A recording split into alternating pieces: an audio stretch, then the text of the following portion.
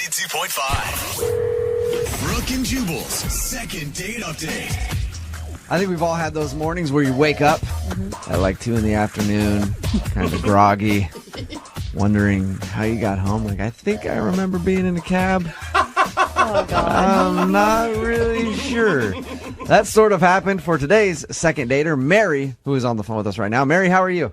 Good. How are you guys doing? Good. Thank you for your email. Appreciate it. Yeah, totally.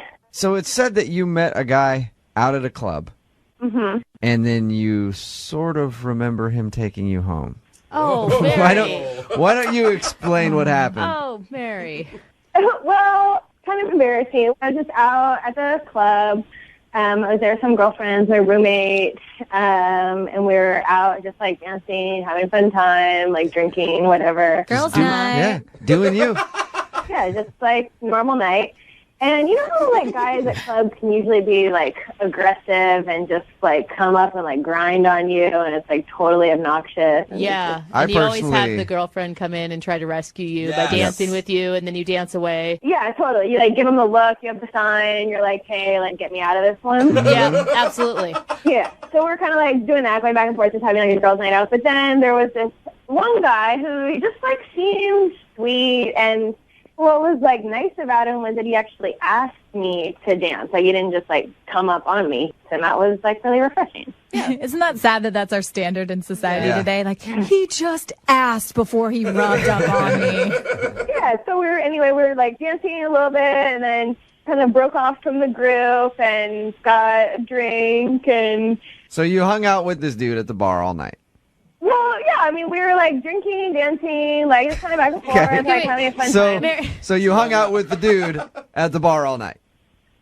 I mean, we were dancing and Just say drinking. yes. So Yes, you hung do it, out Mary. with the dude at the bar all night. That's pretty much what I'm saying, Mary. Okay, yeah, that's what we Okay. were doing. So he seems great, so I, like, give him my phone number, and he, like, I don't even know how that happened, but I was like, you're awesome, like, put your number in my phone. Here's my phone. Type it in. I love that. Type it in there. It is a good move. I've seen that happen quite a bit. So Yeah, so, like, here's where it gets embarrassing. I gave him my phone number, and then things get really hazy. It sounds like it, Mary. The next thing I know, we're just, like, having one of those epic, super fun cab rides. I mean, it was all funny. It was, like, me, my roommate, and him. We were all just kind of, like, laughing, like, having a fun time. But I think there was, like, a moment where he woke me up. I was falling asleep. are you like Wait, passed out on the way home?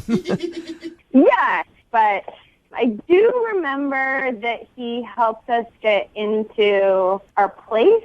Okay. So was it like he was taking care of you? I mean, I've been out and I've been with drunk girls before, and I'm like, I'm going to make sure they get home safe. Yeah. And I'll take a cab home and then put them into bed. And then be like, oh, okay, I guess she actually is passed out. I guess I should go. I mean, that's a nice thing, I think, for him to do if he was just trying to make sure you're safe. But, I mean, Jubal, is there ever a time where a girl passes out on you in a cab that you still find her attractive after Oh, that? don't ask Jubal Okay, for you're right. Yeah, I know. Yes, Don't I do do. Get that power napping, Come on, girl. bro. Yeah. Because when we get You're going to home- be up for a while. You need to take a nap. Okay, so what's the last thing you remember from this guy? I guess he got us inside and got me in my room, and then next thing I knew, like, in the morning, he's gone, and my roommate and I are, like, kind of trying to piece together our night. So wait, Did he And- stay the night? No, he definitely didn't stay the night, but, I mean, I want to see him again. Like, we haven't even kissed. I want to see him again and, like, thank him. Yeah. Like, we had a fun time. Would you even be able to pick him out of a lineup? Yes. Pretty sure. One thing I remember. If it was a lineup of some really blurry pictures, I could do it. Okay. So he got you into your place, okay, and left. Have you tried asking him out? Have you tried getting a hold of him? Yeah, I tried to call him a couple of times, and nothing. Wait, what's his name again? Steven. Do you know that it's his number that he left you in his phone? Yeah, I mean, his voicemail says, this is Steven, leave a message. Okay. Well, we'll play a song, come back, call him, and get your second date update, okay? Cool. All right, hang on. Moving 92.5. Brooke and Jubal in the mornings. Second date update. I just thought of something. You did. Mary is on the phone with us. She wants to do a second date update. She met this guy, Steven, when she was out drunk. Yeah. barely remembers him. They took a cab home, her roommate, and him. Mm-hmm. All she remembers is him, like, helping get her up to the place, putting her in bed, and then he's never seen again. She said she talked about the evening with her roommate. Mm-hmm. Do you think that maybe her roommate could have done something with Steven and isn't telling her? Yeah. Oh, and then he left because he Depends didn't on how good of friends they are, right? Mary? Yeah.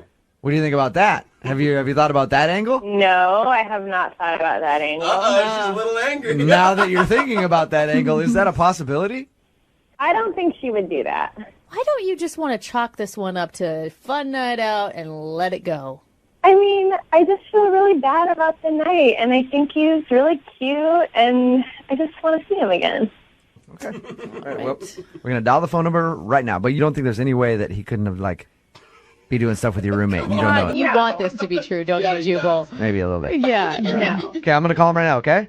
Okay. All right, here we go.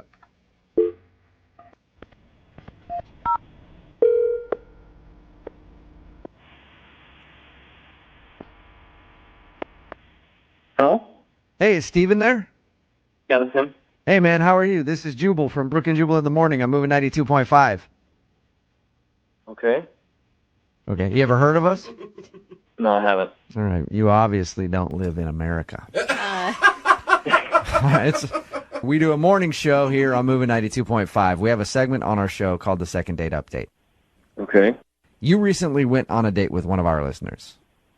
I mean, I say date, it wasn't really so much of a date. You recently met one of our listeners at a bar and helped escort her home. Oh. Yeah. Rings a bell. Does this happen often, or do you know who I'm talking about? I know who you're talking about. Okay. Her name is Mary. Mary emailed us and said that she really liked meeting you. She thought you were an awesome guy. She admitted that she was probably a little bit too drunk at the end of the night. And she's been trying to call you ever since you helped her get home to thank you, but you're not answering any of her phone calls. I don't want to do this. I don't want to be on the radio for... Yeah. Sorry. Can we just a few minutes of your time? I promise we'll let you go soon. No, hey. Oh, is he really You gone? did hung up, yeah. Whoa. Dude, Mary, What what did Mary do? Yeah, Mary. Mary, how did you make this dude feel that uncomfortable that he's, like, scared of you? I don't know. Sweet Mary, Yeah. come on, dancing. What happened? I don't know. Let's see if we can call him back again, see if he'll answer. I'll try to keep him on the phone. He does not sound like he wants to play, though. Yeah.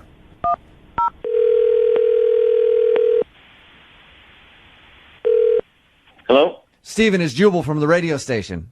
I already told you I don't want to do this. I know, but please, just for a second, I promise I won't take a lot of your time. You don't have to go into too much detail. We're just trying to figure out what happened that night. No. Dude, for Mary's sake, okay? Because Mary wants to know. She doesn't remember the night. You don't have to say anything about her if you don't want to. She just wants to know what happened. Everything's fine. She got home. I got home. End story. Steven, I mean, she Why do you sound so angry, dude? Yeah, what she happened? doesn't remember. It wasn't pretty. Did she, like, puke on you or something? No, she didn't puke on me, but she got a little too drunk for her own good. Yeah. I mean, I took her and her roommate home, which was all sorts of fun.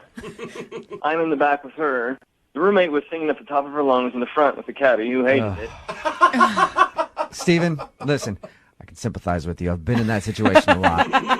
And it is the most annoying thing ever. I've actually been kicked out of a cab for doing Yeah. that. I'm not lying. I've been you before, Steven. I've been the guy in the back that's been like, oh my God, just make this end. So I understand your hesitancy to do this. But that was nice of you.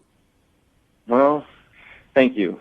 Was it just was it just that you were embarrassed in the cab? That was it? Well, the whole thing was embarrassing. We got her in the cab. Like I said, the roommate was a ball of joy. She was passed out in the back, grabbing at my junk. Oh, nice. No. Grabbing at it? That's not the way you want it done, you know? Yeah. To say the least. I mean, I don't need a drunk girl half passed out in a cab. I don't need that. Yeah, it's not sexy. There's sexy grabbing at the drunk, and then there's not sexy grabbing at the junk. And it doesn't matter if you're a guy or a girl doing it. Did you tell her to stop? I mean, I pushed her away. And she's like, oh, no, come on, just let me touch it.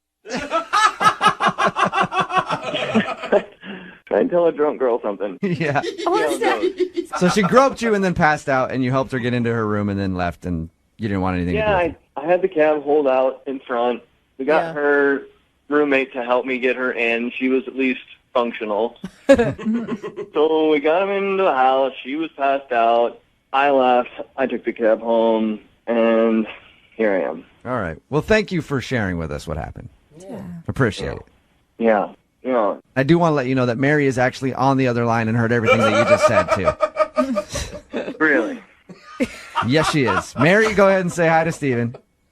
I am so embarrassed. Oh, Mary. Do you remember doing any of that, Mary? No, Steven, I'm sorry. You're so nice. I'm not like that. I don't know what happened. Mary, that's never happened before? No, never. That you can remember. Right. Right. That's not me. I am not like that. I don't know what happened. Yeah, it wasn't pretty. I mean, was it, like, a little sexy? No, it wasn't sexy at all. You know, it's fun at the club, and it's fun to have a good time, but I don't want to go on a date like that, you know? Yeah, well, I mean, she was drunk. Have you ever been drunk before, Steven? I mean, I get it. I'm not judging her. I didn't want to freaking talk about it, you know? It's a good point, Steven. Here we are. Yeah, it is a good And now point. you got me on the phone with her. Do you think you could forgive her for a drunken mistake? She doesn't need my forgiveness. I don't give a but there's a reason I didn't answer the phone. Oh, come on. Mary, I mean, you guys obviously had a connection at the beginning of the night. Yeah, I mean, we we're having... do, but when you don't want them to touch your in the cab as you're passing out, like, that kind of ruins it. That brings me to my next question. Steven, would you like to go out on a second date with Mary? We will pay for it. No alcohol. The groping is completely up to you guys. I mean, come on, Steven. We were having such a good time. I honestly, like, that's not like me. And I don't know. Let's just give it a second chance. I promise I'll, like, sit on my hands, like, whatever you're comfortable with. We'll have a bouncer follow you guys on the date. And if there's any appropriate touching, you know, we'll separate you two. How about that, Steven? Come on. I mean, Mary, I'm not trying to be a jerk, but I didn't answer the phone on purpose. And you call a radio show to have them call me and trick me to get you on a second date with you? Called me a tried to play with my damn near threw up in your bed. And I wanted to thank you for getting me home. Have a second shot. There you go, Steven. And I'm glad you're home, and I'm glad everything's safe. But next time, just think a little. Well, I mean, I don't even remember touching your first of all. And... No, I just don't see myself going on a date with that energy, for lack of better words. With that energy. Mary, how do you like being referred to as that energy? I'm not like that. I don't know what happened. Mary. Steven, thank you for your time. I appreciate it. Mary, at least you left a lasting impression with Steven. He will never forget you. Mm-hmm. Oh. Brooke and Jubal in the morning.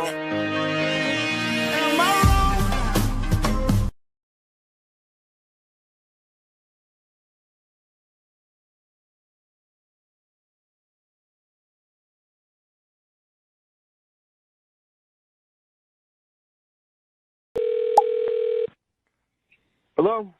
Hey, is Jordan there? Speaking. Jordan, how are you, man? This is Jubal from Brooke and Jubal in the Morning.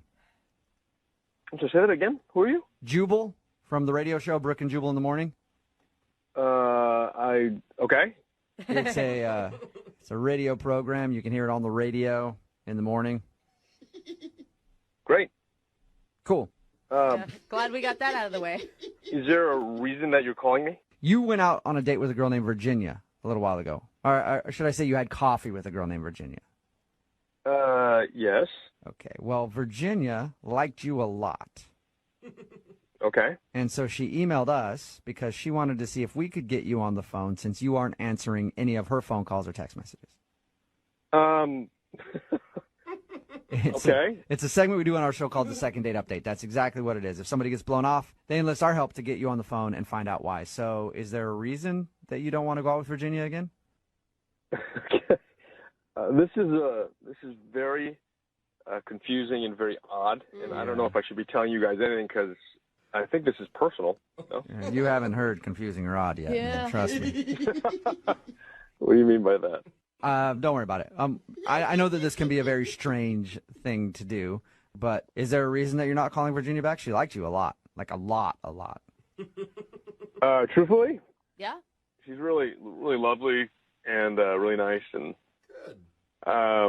it's just not someone I felt like was a really perfect match. You know what I mean? And I don't know, maybe it's me. I am seeing a few other women right now, and I'm not really looking for anything serious. Okay. Okay. You sound like a catch the way she described you. I don't know about that, but I'm sure I'm sure she's not going to have a problem finding a guy. But she's really, I mean, when I say she's lovely, she really is. She's really pretty, it was a chemistry issue. I don't know what it was, but I think I'm weird like that, to be honest. But I mean, I feel bad about it because I know she's called a few times and I haven't called her back. I will admit that. I think I'm just really picky. I mean, and unfortunately, I frustrated, I think, many women that way. Yeah, but it's like, I mean, you went on one coffee date. How can you really tell? I mean, it's nothing against her, but I just felt this stronger connection with these other women that I'm seeing. So it's nothing to do with her, really, at the end of the day. So That's it, huh? yeah, I don't know if there's supposed to be something else.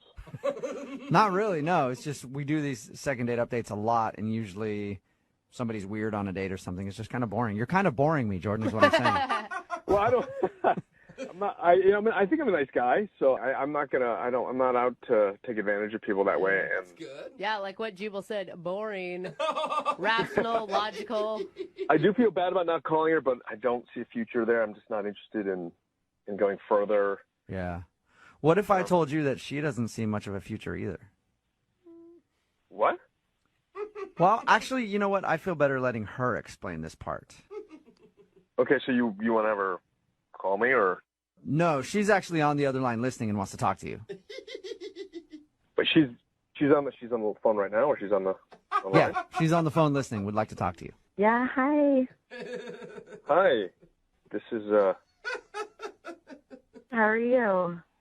I'm a little confused. Yeah, I'm sorry if I said anything that was hurtful to you. You know, I certainly don't want you to feel bad about, you know. I don't feel bad at all. Like, I agree with you. I don't see a future for us either, actually. Okay, sorry, I guess I was presuming. So what are you talking about then? Because I don't know why all these people called me. Can you? Yeah, so I, wanted to talk to you about something. I was just wondering, if we could maybe get together. I have, a pretty important question to ask you. And, yeah, I was just wondering if you'd be willing to do that. I don't know. I think that sounds a little bit like a date, right? I thought both of us really aren't interested in that. Okay, fine. You know what? So I have something to ask you, and it's going to sound a little crazy and a little bit weird, but I just want to get it out there. I am wondering if you would get me pregnant.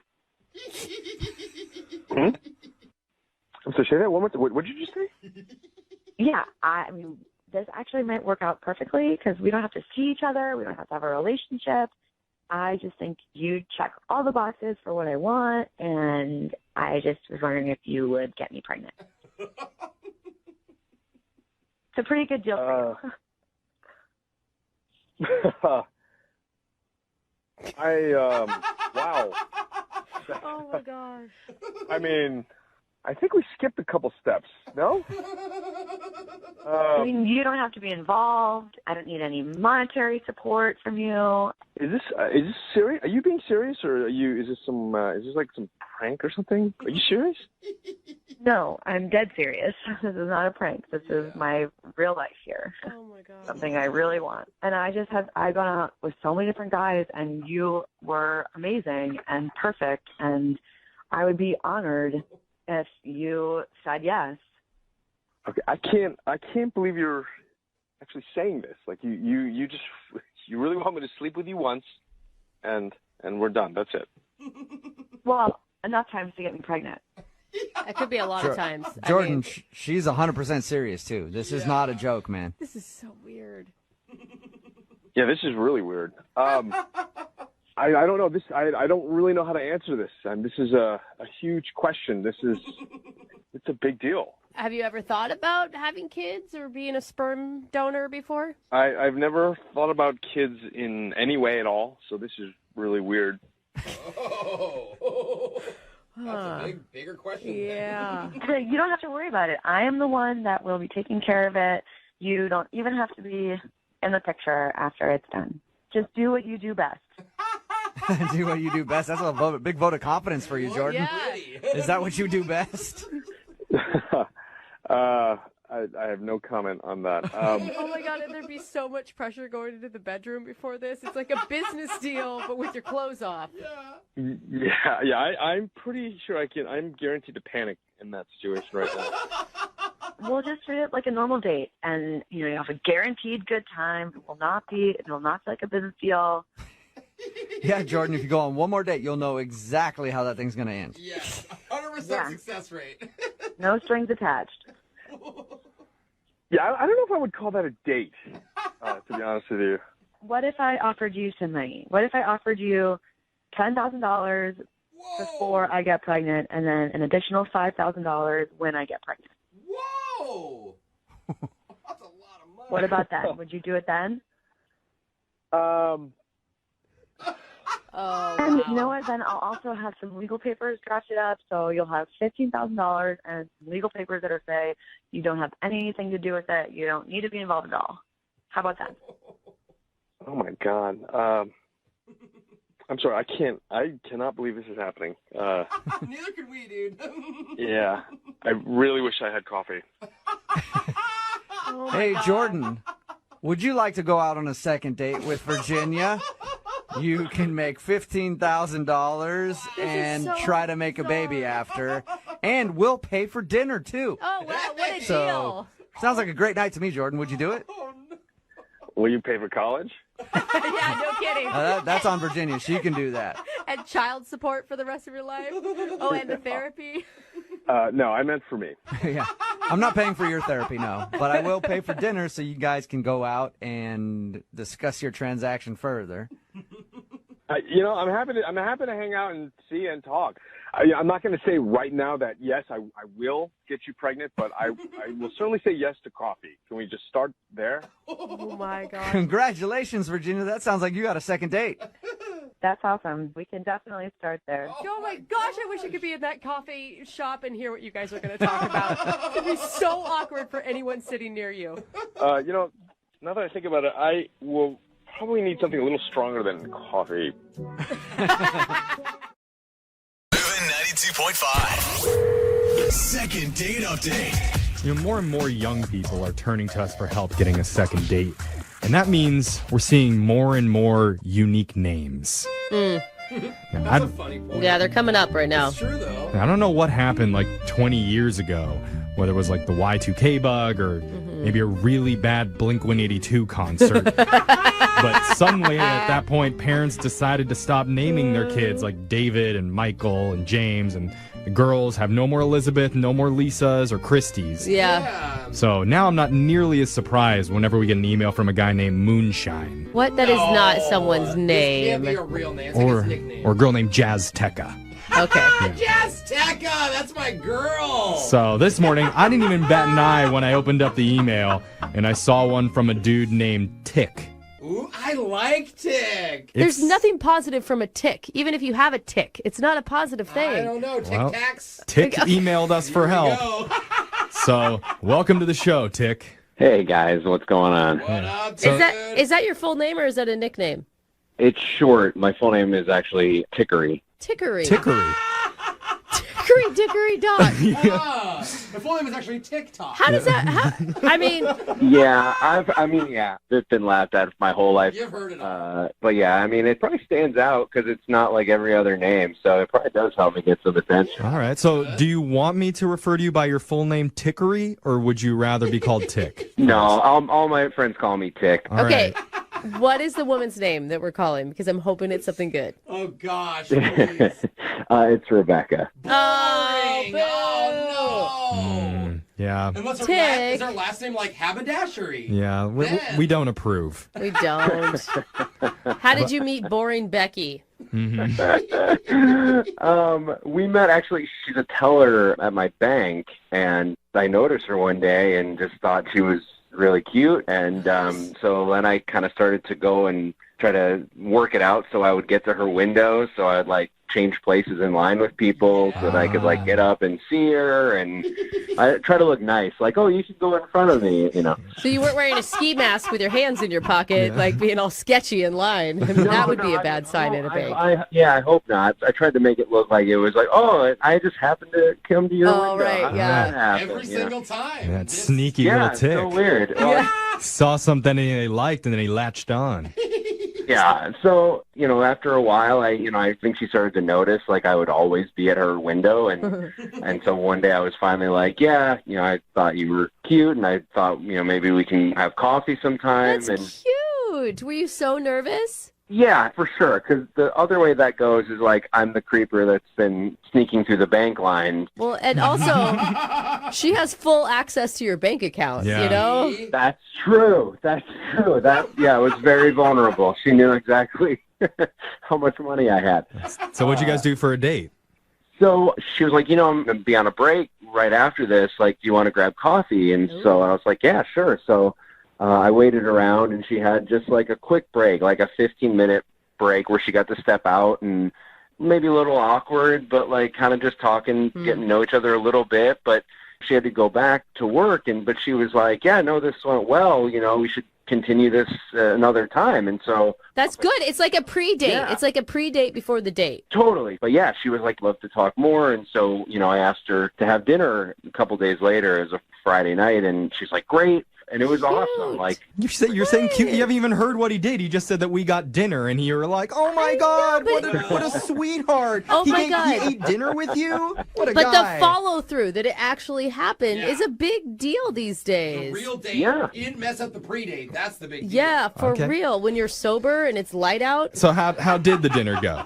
It was really good. Like, she couldn't have been sweeter, and like we talked about our jobs, and like we had a great conversation, and you know, and then kind of at the end of the date, you know, I was like, hey, you know, this was really good, we should go out again. And she wasn't as enthusiastic as she was like after the coffee maybe, but like she was still like, yeah, for sure, let's go out again. Can you think of any time during the date where maybe the momentum changed at all, since you said that maybe she wasn't as enthusiastic as she had been previously? I didn't notice it until, that moment. And so the only thing I could, like, think of is, like, when I got home, I noticed that I had, like, a food stain on my shirt that I was, like, I don't know how long it was there. Like, it wasn't huge. Was it like, old stain, or was it from a dinner stain? It wasn't from something I had. So, it was probably from, like, early, you know, I probably washed my shirt, it didn't come out, and I just was so nervous getting dressed that I didn't notice it on there. Oh, I hate that. Okay. So maybe she noticed it at the end and saw that and was like, oh, maybe this dude's, like, not all together. Dude, like, if women turned down men for stains on their shirt, there would be no human population. Have your finances taken a substantial hit over the last couple days that she may have noticed? No, but I went back to the bank to, like, just see if she was there, and, like, I happened to be in line, like, ready to get up to her window. Like, I just was the next person, and, like, right before I walked up, she put up, like, the closed window thing. Damn, that is cold. That's brutal. And I don't know if she saw me, but, like, that's the only interaction I've had is, like, her putting up the closed window thing. That and that was it. So, yeah. That is an analogy for the dating rejection world. Yeah. And for my bank account. Yeah. All right. Well, Tick, we're going to play a song. We'll come back. We'll call Rebecca for you, and we'll try and get you your second date update, okay? All right, cool. Thank you, guys. All right, hold on. All right, if you're just tuning in, we've got a guy on the phone named Tick who's a little bit anxious about getting a second date update today. You might even call him a nervous Tick. Okay. Oh, yeah. Okay. Yeah, let's see Conan O'Brien make that kind of pun. Challenge extended, Conan. Clock's a ticking. I'm on fire. Just another day of quirky radio morning show antics. Oh. Okay. Yeah. Let's stop. I can tell you're impressed. Yes. You're tickled. That's great. Hit the sound for me. Anyway. Hey, he says it. You don't hit the sound when I say it. Okay. Screw the tick jokes then. You're both ticking me off right now. Not funny. Come on. Let's calm down and get back to this. He just wants the sound. All right. Just want one joke that hits. Well, we have a listener that needs our help. Tick is actually his name. He went out with a bank teller named Rebecca recently. They had a short coffee date and then another outing where they got dinner together. And Tick thinks it all went great. And according to him, the only weird part that happened is when he got home after dinner, he noticed he had an old food stain on his shirt. Not from that night, from some previous day. He doesn't know when. So he's worried maybe he may have come across looking kind of like a slob. Yeah. So Tick, how you feeling going into this? I'm anxious to hear what she says because, like, I really liked her. Like, she just had this amazing smile and was a genuine person. And I'm nervous. I really feel, Tick, and this isn't, I don't mean to put you in a bad place, but I really feel like this is going to be one of those where it turns out that you're not telling us something or not including some weird detail, because when you went to the bank, she put the close sign on her window. Yeah. Like, she denied you so hard. And if that's all over a stain on your shirt... I mean, I'm thinking about it since it happened and, like, racking my brain. Like, I'm not keeping anything out that I could think of. There's got to be something I missed. All right, well, we're hopefully going to find out what the answer to that is. We're going to dial her phone number right now. You ready to go? Yep, I am. I'm ready. All right, here we go.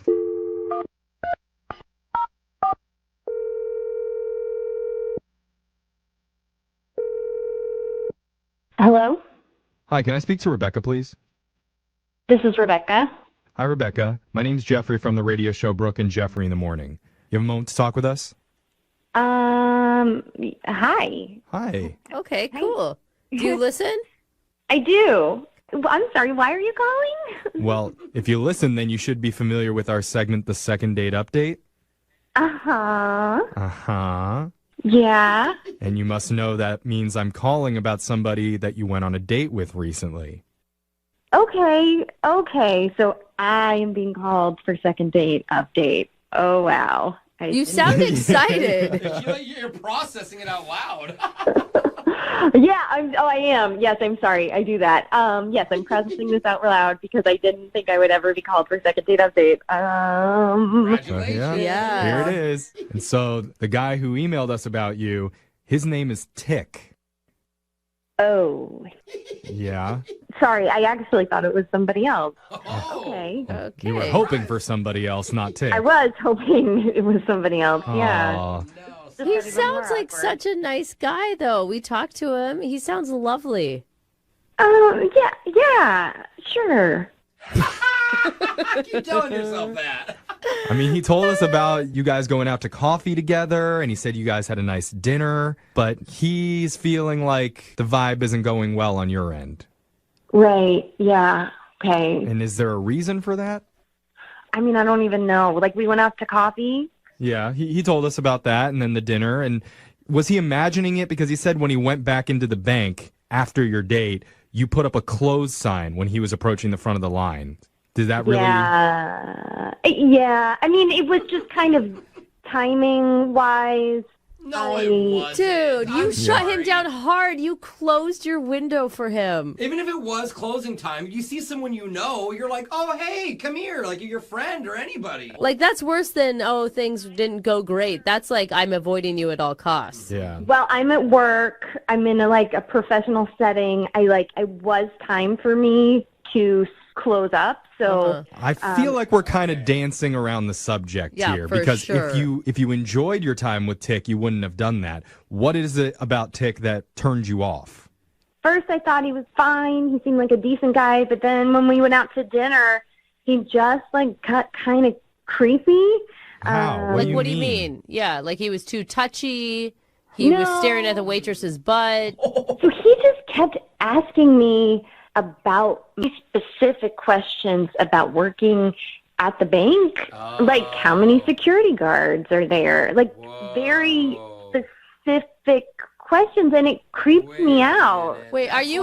He's robbing a bank Are you alluding to he was trying to size the bank up? I don't know. Like, guys love, action films and all of that. I get, there's, some fascination. I get it. but it just went to like a different level, like where. Well, in his defense, I feel like almost any question that he asks about a bank could come across looking kind of weird. Yeah. You know, like how much money do you hold in the bank at any amount of time? It is a fascinating question. You know? Yeah. I would want to It know may that. be natural for you, but I'm on a first date with a guy, and he's asking about vaults and die packs, and he won't let it go. It's too much. I could see that. I dated a guy who worked at a bank, and we never discussed any of those things. See, I like, have it didn't come up in conversation. Like, what's the most amount of money you've ever held at Although once? they do have a code word. Don't you guys have a code word if you guys are getting robbed? You like call and say like banana pancakes or something to somebody? What? I can't even talk about this, you know?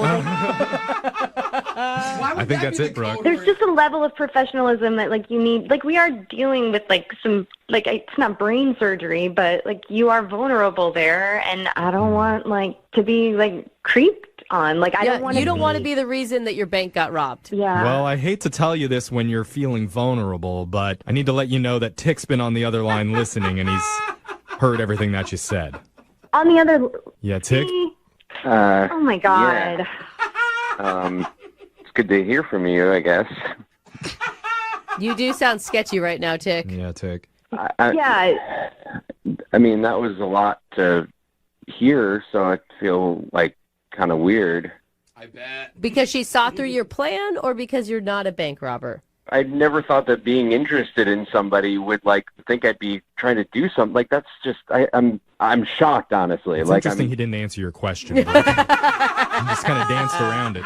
No, I was not trying to rob a bank. Okay, it's good to say that. Maybe you weren't, but I feel like it was just too odd. And the fact that your name is Tick doesn't sound like your real name. It's like your criminal name, you know? What are you talking about? You've seen my bank account. Like, you know my real name. It's on everything that you've seen. There's some shady stuff, and being a teacher is like a really nice cover-up, I think. Oh, you're a teacher too, Tick? Yeah, I am. I am actually a teacher, which you could also look up because I have to put my occupation on all my... Like, this is crazy. I gotta say, Rebecca, don't you feel like it's maybe you that have watched one too many bank robbery movies? Yeah, maybe, but I mean, that doesn't make me feel any better that he was asking so many questions. I mean, honestly, why were you asking so many questions about my job? I was just really interested in. I mean, like, I've never known anybody that's worked in a bank before, and like, honestly, you seem to like talking about it. So I was like, oh, she likes talking about her job, so I can. I mean, normally on a first date, you ask about your jobs and stuff to keep the convo going. Rebecca, isn't this so sad that as a woman, red flags go up if a man is too interested and too good of a listener? I mean, really. Yeah. He wants to know more about me. He must be wanting to commit a crime. Call police! Yeah, I feel I'm still a little unsure because it did like trigger my intuition of being uncomfortable, but I do hear that. So when you said he was creepy, was that the only thing creepy about him? Yeah, it would just gave me uncomfortable vibes. That tickery is up to some trickery. Couldn't help yourself.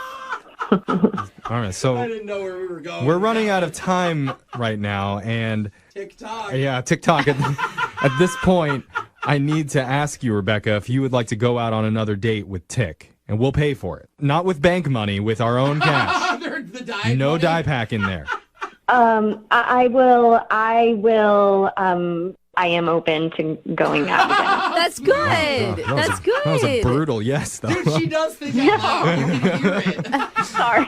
Process. But the thing is, you need to like make sure that you're asking him about his profession, and then you guys won't talk about banking so much. About teaching. Where do you hide the extra pencils? Yeah, okay, that's pretty funny. Yes, maybe I did rush to conclusions on everything. So. Well, there you go. Look Way to at go, that. Tick. Tick, we got you another date. Yeah, no, I mean, that's great. I mean, like, I honestly, like, I do still have, like, a couple more questions about just your job. Like, it's not about, like, getting into anything or, like, anything like that. It's just Are more you about kidding? your Please tell job. me you're kidding.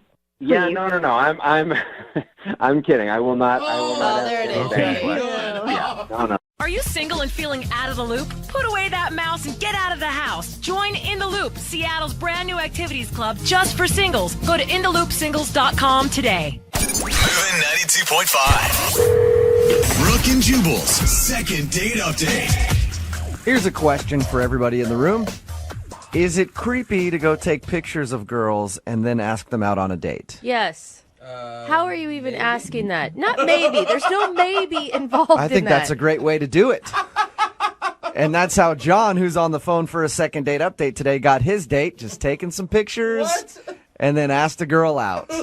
And she said yes. John, I think you and I need to hang out occasionally. No. Seems like our dating styles are similar. But hold on, you're making me sound as creepy as you are, and that's not how this is at all. What are you talking about? Your email said that you were taking some pictures and then you asked a girl out on a date.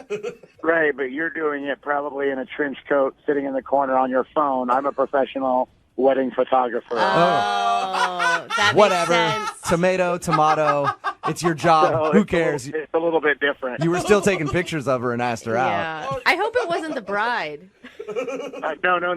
It was one of the bridesmaids. Okay. That's actually, I mean, thinking about it, so you're a wedding photographer, and the girl that you want to call today, that's where you met her, was at one of the weddings that you were shooting? Exactly. Okay. That's actually a good job, because you're there, you're taking pictures, a lot of single girls, a lot of sad girls, because they're not getting married. Perfect opportunity to pounce. I John. have dated a lot of photographers, and there is something sexy about a man with a camera in his hand. Well, first of all, thank you, but I have never done this before. It's never happened. I try and be professional when I do it, but this one was just kind of different. Okay. What was different about her? She was just so cool. Her name was Casey, and like I said, I always try and be professional, but while the family was trying to figure out what picture they wanted next, and they were trying to get one of the grandparents and getting everybody together, she and I were just kind of chatting, and I wasn't hitting on her. We were just kind of talking about things, and she was just really, really fun. So when did you ask her out? At the end of the wedding, or? Yeah, it was at the very end. But the thing is, I was packing up my equipment and everything was kind of shutting down, and she came over to say goodbye. And since she approached me, I kind of took a deep breath and I said, I don't know if this is okay or appropriate, but I would really love to grab dinner with you. And That's awesome. she said definitely, and we exchanged phone numbers, and it seemed great. Okay. It turns out that it's actually just a big ploy for the bride to get a discount on her photos. How did dinner go? Well, that's the issue. So we talked about it that night and kind of said, well, how about next Saturday? And she said, sure. And I said, I'll text you a time and a place. So you actually made plans to meet up at the wedding? Yeah. I mean, we picked the day. We just didn't pick the place because I didn't know where I was going to be coming from. I had some stuff to do during the day, but I texted her on Friday and said, hey, this restaurant at this time, I can't wait to see you. And the thing is, she didn't text back, but I thought maybe she was busy or doing something. So I actually went to the restaurant the next day, and she never showed up. Okay, sucks. so she stood you up. That's weird. Sort of. Yeah. Were you guys texting beforehand at all, or you just were waiting? No, because I was just trying to be casual about it, and I didn't want to start all this stuff like a high school girl and be like, hey, what are you thinking about? Yeah. I thought I'd wait until Saturday night and go from there. Okay, and when she didn't show up to the restaurant, did you try to get a hold of her then? Like, hey, I thought we made plans? Well, no, because I didn't want her to ask me if I actually showed up. Oh, so you didn't want her to know that you showed up and waited for her like a little puppy dog. Exactly. Have you tried to contact her at all since then? No. Nothing. No, because like I said, if I don't know how to lead in with anything other than, hey, what happened on Saturday? Are you sure you had a date with her? Yeah, I'm positive. I am positive. We exchanged numbers, and we definitely had plans. She said she would meet me there. I mean, by the end of the wedding, I've been a bridesmaid many times. I wouldn't have ever called myself sober at the end of the night. Was she just maybe too wasted and she didn't remember? I don't think so, because I even thought about that, but she seemed fine. There were some other people there that didn't seem fine, but I think she was okay. For her to approach you at the end of the wedding and then start up a conversation sounds like she actually liked you. Yeah, it's weird that she's just blowing you off and hasn't said anything to you at all. Exactly. That's what I don't understand. Okay. So is it going to be strange when we call her? Are you going to want to admit that you waited at the restaurant? Is it going to be strange? Absolutely. But I listen to you guys all the time, and I'm like, you know what? If it's going to be weird, I'm at least going to let my friends help me out. Yeah. Okay. If it's going to be weird, you might as well do it here. It can't be weirder than some of the stuff that we've heard. Yeah. All right, well, we're going to play a song. But if I can request, I think Brooke should do most of the talking because it'll be a lot more smooth that way. Girl to girl. No offense.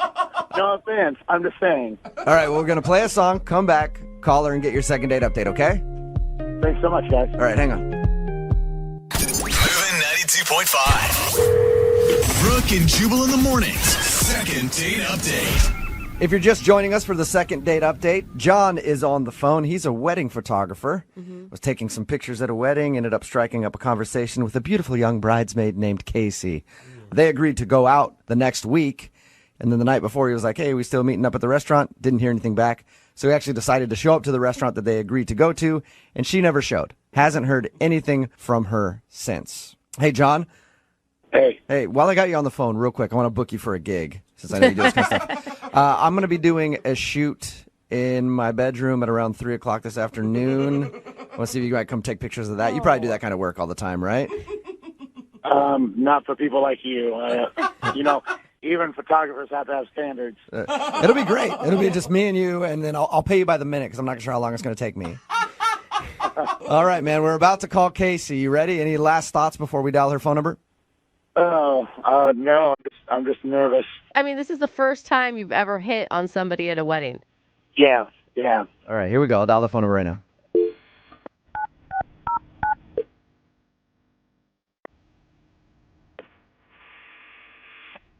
Hello, Hi, it's Casey there. this is Casey. Hey, Casey, how are you? This is Jubal from Brooke and Jubal in the Morning.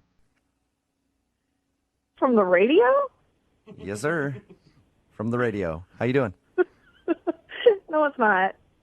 Yes. That would be Yeah, it awesome is. if it wasn't. Listen to all these. Look, that's Brooke. That's Jose laughing over there. Casey, it really And this is me. Oh, this is weird. Okay, hi. You're the one that made it weird by not believing it was me. Any idea why I'm calling you? Not a clue. You recently scheduled a date with a guy named John, who you met at your friend's wedding. He was taking pictures of it. Yeah.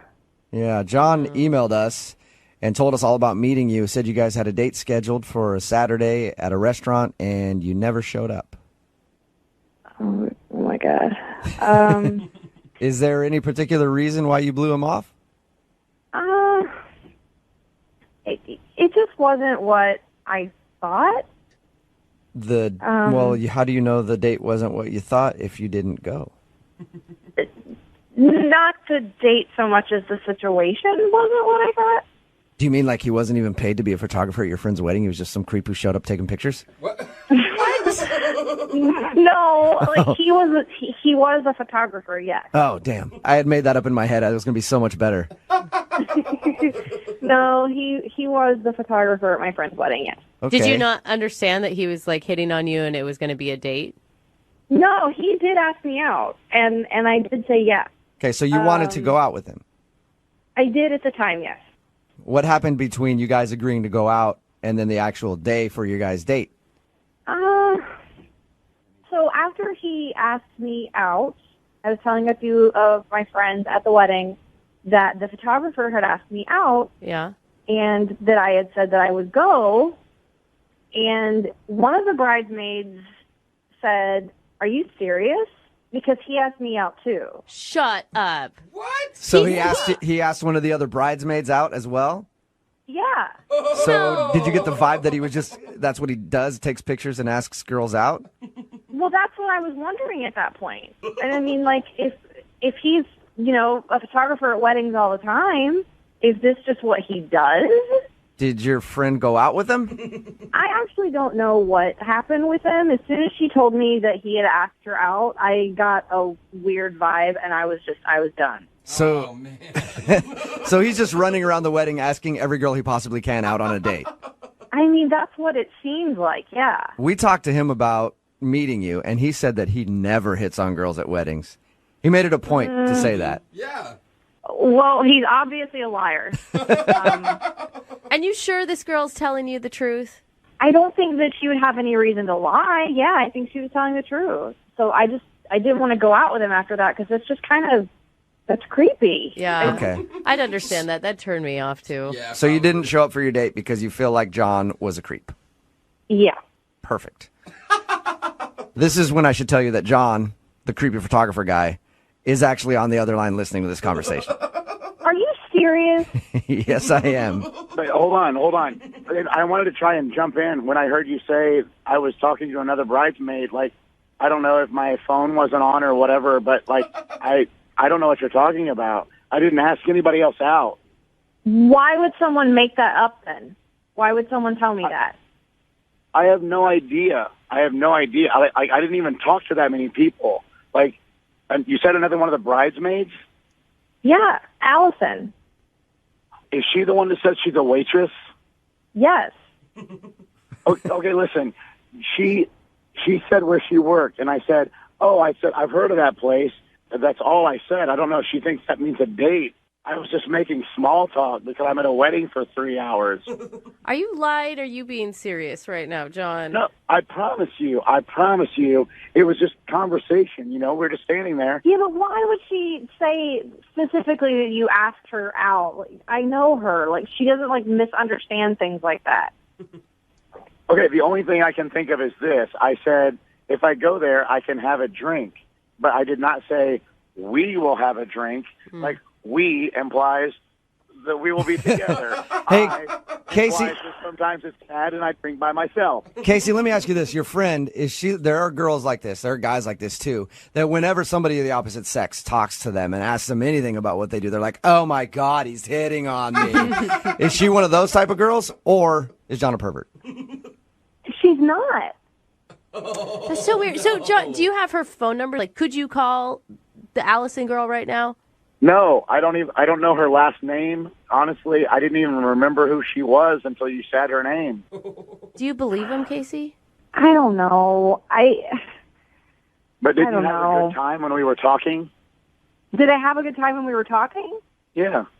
Yeah, sure. It was a nice conversation, of course.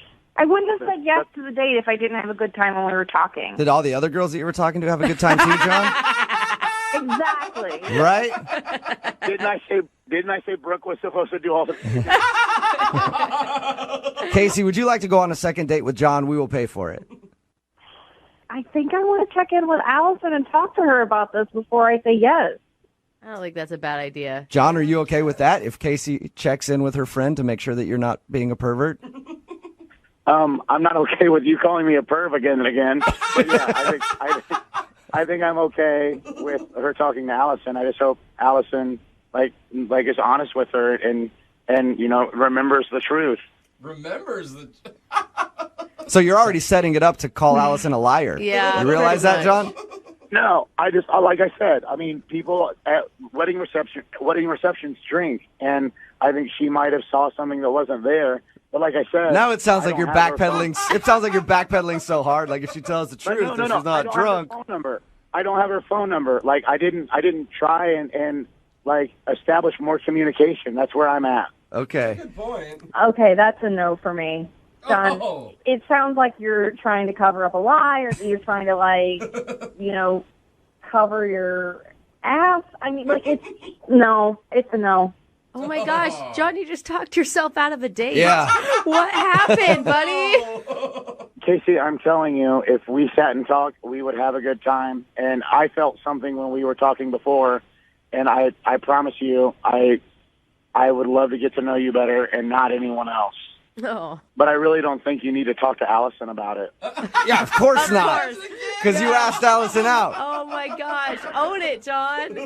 No, it's not that. I'm telling you, I think she saw what she wanted to see, and it wasn't there. Yeah, sure, John. Wasn't there because she said no when you asked her out.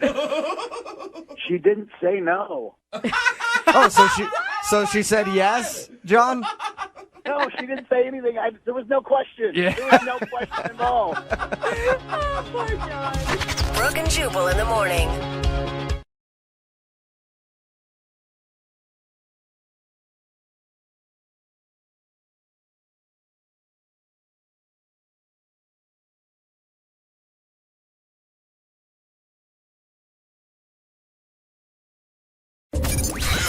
92.5. Brooke and Jubal's second date update. Ethan is on the phone today, and he sent us an email that said he went on the hottest date ever. Oh, so I'm assuming Ethan. they must have played Uno a little bit. I mean, Uno? that's hot. Like the card game? Yeah, for sure. Wow. Ethan, Okay. please tell me how much Uno you played. Oh, well, I'm taking notes right now. I don't think I played enough Uno, I guess. You should have played more. Maybe that's why you're not getting a call back. It's all about that wild Yeah. card. What's the name of the girl you want to call today? First name is Marissa. Marissa, okay. I don't care about her last name. Where'd you guys meet? Marissa and I met at a club. It was me and a few of my guy friends, and Okay. we kind of saw her with like a group of girlfriends, and I thought she was pretty hot, and I asked my guys what they thought, and they thought I had no chance, but Do guys ever think that their friends have a chance? No. Like, is there ever been a case like, yeah, man, No. No, never. perfect She's for way you? too hot for you, bro. Yeah. But it sounds like it worked out, though. it didn't. It didn't really work out. It's kind of why I emailed you guys. Very I good guess point. you're right. Yeah. I just meant, like, at least you got her number or something. Initially. Yeah. So how'd you start talking to her? Well, I approached her, and I was a little bit nervous because I'd already seen her shoot down a couple guys. Oh, okay. Yeah, so I kind of went in with that, and I said, hey, I know how you can keep these other creeps away. And she just kind of looked me up and down. She's like, how? And I said, next time a guy offers to buy you a drink, just say yes, and then point at me, and then say one for my boyfriend, too. That's a good idea. That's smart. Okay. You're also trying to get free drinks out of the deal, which I like. Thank you. And so she kind of laughed. I really left it at that. I felt good about it, walked away, and then she did it. Oh, she did? Yeah, and we looked at each other, and it was like that kind of like secret joke across a room vibe. I went back over, we laughed about it, and then so end of the night, we closed the club. I leaned over and I whispered in her ear if she wanted to go back to my place, and she said yes. Okay, sounds creepy. The whispering part sounds creepy. I mean. But she said yes. I mean, that's a good sign. Awesome. Yeah. Note taken again. Yeah, it was a good sign. So we went back to my house, and we went in, and she was very, very nice. She really liked my house. She gave me a lot of compliments about what I've done with the place. And It's always awesome to walk into a guy's place that you met at a club, and he's not sleeping on just a mattress on the floor with like some posters tacked up on the wall of women in bikinis. Yeah, for sure. Yeah. So I'm sure she was like, oh my God, it's like I won the club guy lottery. It was great. I felt like I'd won the woman lottery. We were having a really good time. And so we go upstairs. I've got a couple cool rooms up there, and I start to play. I've got this beautiful baby grand piano. I play. Whoa. Yeah. You got a place. Dang. You got a place I got a place. Okay. And she really digs the music, and she's kind of melting into it. And I don't know what happened next, but we're making out on top of my piano. Wow. That sounds so cool. It sounds like a movie. I know. This is why I'm emailing you. It was hot. It was perfect. And I still haven't heard anything about Uno, though. That's what's confusing to me. that could be where I fail, is you're just not going to hear about it, I guess. Yeah, so we're making out for a bit, and then all of a sudden she's kind of like, I'm thirsty, and so I stop, and I go downstairs into the kitchen, and then I don't know what happened, but when I went back upstairs, she wasn't there. I thought we were playing hide and seek or something, so like I checked the closets and stuff, but she was like, she's gone, and that is the last I've heard of her. What? Wow, so she She, just like- ditched. She disappeared. Like jumped out a window? Like you didn't hear her go out the front door? There's actually like a couple different ways out of my place. It's a big house, so I didn't notice it. Oh, Man, right. and you tried texting her, and she just didn't respond to you at all? Yeah, no, text. You know, I didn't send like a barrage of texts. I sent her one right away, and then next day, maybe a few days later, one more, and then kind of let it chill. I didn't. And nothing. Nothing. What do you think could have happened? Maybe like my piano was out of tune. I don't know. I mean, that will Yeah, it is. turn anybody off, you know? It's always a deal breaker. Unless you're talking about figuratively, because maybe that is an issue. Yeah, and looking back, I didn't have any Uno, so. Yeah, I mean, that's going to be my take on it, but we'll see. I mean, it's pretty serious if you're making out with a guy, he goes down to get you water, and then you just leave. Yeah. Like, that's more than I didn't have that great of a time. Yeah, like cause a distraction. Right. No, I don't think you should be laughing, is what I'm saying. I think you said something very wrong. Yeah. I promise you, I did nothing wrong. We had a great night. I really do not know what happened. We'll play a song and then come back and call her and get your second date update, okay? All right. All right, hold on. Moving 92.5. Brooke and Jubal in the mornings. Second date update. If you're just tuning in for today's second date update, Ethan is on the phone, and Ethan has a fetish he hasn't told us about. What? Fetish? Something. Whoa. That's the only thing I can think of, because I don't know how a dude that has an amazing house and plays piano doesn't get a call back. Not even doesn't get a call back, but the girl just ditches in the middle of the date. Yeah. If you missed it, Ethan met this girl, Marissa, at the club. He took her back to his place, and I guess his place is a very nice house. He actually has a piano there, and he started playing the piano for her, and then they started, making out on the piano. Cool. Sounds like a movie. It does. And then she asked for some water, and he went to the kitchen, and then she snuck out, and he hasn't talked to her since. We're going to get her on the phone and see if we can find out why. All right, Ethan, are you ready to go? Do you want to tell us about your fetish now, or you want to wait until she tells us? I'm waiting for Marissa. You know, we laugh, but I think Jubal's onto something. I think this is something serious that either you don't even realize about yourself that would freak other people out. There's got to be something for somebody to sneak out a back door. She had an escape route. Right. Yeah, I don't know where she snuck out or if or how she snuck out, but I do know that whether it's a date or just a hookup again, I do need to see her. All right, well, see if we can help you out. I'm going to dial her phone number right now, okay? Okay. Oh, you know what? I just thought of something. Maybe she's still in the house. It's a big house, you know? So You check big. everywhere. In the piano. She got lost in the West Wing. You guys think I should check before I call her? No, I'd actually rather call her and then she'd be like, "Yeah, I'm in the closet." I'm in I a don't closet. know where I am. That'd be more entertaining. I'm going to dial her phone number right now, though. Okay, here we go.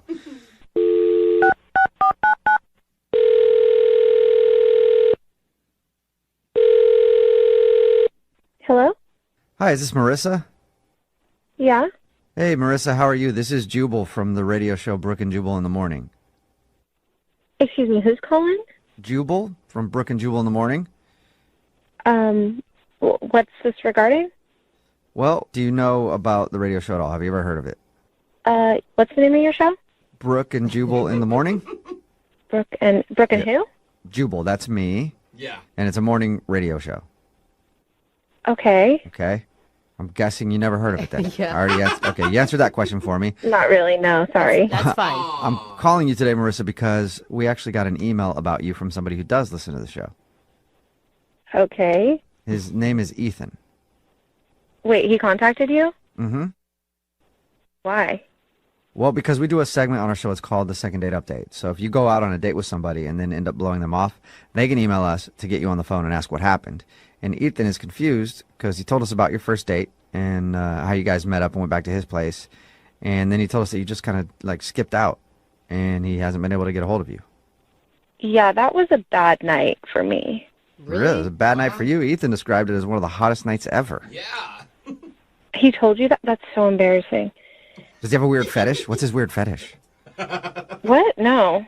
We figured. damn. No, All right. we just figured that he did something pretty serious to make you ditch out, leave, exit somewhere from the house without letting him know. I think anyone would have left if they were in my situation. Oh, we knew Okay, it. so Why can you do tell you- us what the situation was? I feel sort of weird telling you this, but it's this massive, 10-bedroom house, right? Yeah. Whoa, we knew it was I mean, he big. said it was big. 10 bedrooms? That's like a mansion. Yeah. And yeah, we walked in. It's super fancy. I went to the bathroom. There's one of those antique toilets where you pull the chain from above. Oh, yeah. Cool. And so I was like, who can afford this? What is up with this guy? Does he sell drugs? Does he sell drugs? I think most people would first think it's some trust fund kid, Or or a drug doctor. dealer. Fine. Drug dealer with a fancy toilet. Yeah, I mean, I wasn't even sure. I was like, is he a Zuckerberg or? Yeah. Does that guy Okay. have a brother? So his house was obviously very impressive. Yeah, it was insane. Okay, so Why is that I mean, bad? that would be a positive for most people. Yeah, at that point, it was a positive. Okay. So when did it become a negative? The negative is when we were in the kitchen, he was making some food, and his parents walked in. Oh, all right. So it's not really his place. No, it's their house. Oh, okay. He didn't tell us that. Oh, dang. So he still lives at home. Yeah. Huge home. And, I expected them to be like, who's this girl in here? What's going on? Yeah. But, they acted, totally normal. They weren't weirded out by me just, being in the kitchen. What? Well, he is an adult. I mean, it's not like you're. I mean, I hope I didn't ask. He's not 18, right? No, but like they were acting overly friendly. Like they knew me. Like I was already part of the family. Whoa. They were like asking about vacations and like offered me some juice. They're just like friend. Are they just super friendly, or you're saying you think he has girls over all the time? Yeah. I don't know if he has girls over all the time, but like they were talking to me like treating me like I was already some long-term girlfriend or something. Weird. Yeah, okay. Yeah, it's a little strange, but I still don't, like, did that happen before or after the makeout on the piano? It was before. Okay, so then you still made out with him on the piano. What made you leave? I mean, I was still buzzed from the club, and, like, so we went upstairs, and I just wanted to, like, get rid of some of that weird energy, so we hooked up on his piano. That's a good way to get rid of the weird energy. Yeah, switch it up a little. Yeah. But, like, his room was, like, the room of, like, a 13-year-old boy. There were sports posters everywhere. So it felt like you were, like, hanging out at a teenager's house. It was like I was hooking up with a 27-year-old teenager. Yeah, but who hasn't done that? I mean, come on. If you've dated in your 20s, 27-year-old teenagers are very common. But in their own parents' house? You know. Like, I had to sneak through the hallways to get out of there, like, hoping I wouldn't run into him or, like, his parents. Like, thank God I got out of there. It's an awkward situation. You know what else is awkward, Marissa? Ethan is actually on the other line listening and wants to talk to you. Seriously? He's on the phone? Yep. Yeah, Ethan, you there? Hi, Marissa. Hi. Hi. Hey. Hi. You know, I want to tell you, my parents, they were happy to meet you. Oh, my gosh. Sounds like it. Ethan, why didn't you tell her that you live with mom and dad before bringing her back to the house? Well, it's still my house. I mean, if you send mail to me, it goes to my name at that address. Yeah, no. Why didn't you tell us that it was your parents' house? Yeah. I don't see why that's important. You know, I like the piano's mine pretty much. Pretty much. I didn't think it was important to bring up to you guys because it really didn't have anything to do with the actual date. The date went great. Like, it wasn't your house, and the date did not go great. Like, how are you still calling it a date? I mean, didn't you guys meet at a club, and it's more of a hookup? No, it was more of a mistake. Okay. Oh. You know, my parents liked you because I don't really bring a lot of women back. Then why were your parents acting so weird? They were acting like, who did they think that I was? To be honest, I guess when they were traveling and wondering what I was doing, I may have told them that I had a girlfriend, and they probably thought that you were her. Oh. Okay. Oh, wow. So you're lying to me and your parents. Oh. Technically, yes, but don't tell my parents I said that. Yeah. Marissa, don't rat him out to his He'll parents. get grounded, man. Oh. No, like, you were lying to both of us. Like, not only me, but also your parents. Like, Whoa, hold on. I don't know why you're freaking out right now, Marissa. You did not seem to be freaking out on top of the piano. I don't know why you're bringing this up in front of everyone on the radio. Like, that was between you and me. And his parents. You guys are just as bad as he is. Like, this is extremely childish. Oh, yeah, we're childish. I apologize for that. Yeah, we know that. Like, that is something we own. Hold on. You said childish? I'll have you know, Marissa, it's not a teenager's bedroom. I've been there since I was a child. It is a life room. A life room. I've never heard that before. Wow. Yeah, I've been there since I was 2, and I'm not a kid anymore. Oh, okay. All right. Don't get too upset. Hey, Marissa, would you like to go on a second date with Ethan? We'll pay for it. Well, here's the thing. Marissa, wait. No, wait. Marissa, look, if you're willing to go on another date, honestly, I will talk to my parents about you maybe moving in. What? Whoa! How is that helping anything? After 2 dates, too. I think you need to talk to your parents about you moving out. Of my own home? I don't think so. What do you think, Marissa? You know, one more date with Ethan and then the possibility of a brand new place to live. I mean, there's 10 bedrooms. Yeah. How is he even asking me to move in right now? Like, what is going on? No? You sure? You know what? No, I'm good. I'm not trying to have any parent roommates. Marissa, great. If you want to keep dating losers that live in studio apartments, that don't do their laundry, then you be my guest. Wow, you're right. When you put it that way, I really have to think about the opportunity of living with you and your parents. All right. Well, Marissa, thank you for your time. Ethan, I'm sorry. No second date, man. I'm never calling you guys again. Throw a tantrum. Go to your room. Go to your room, Ethan.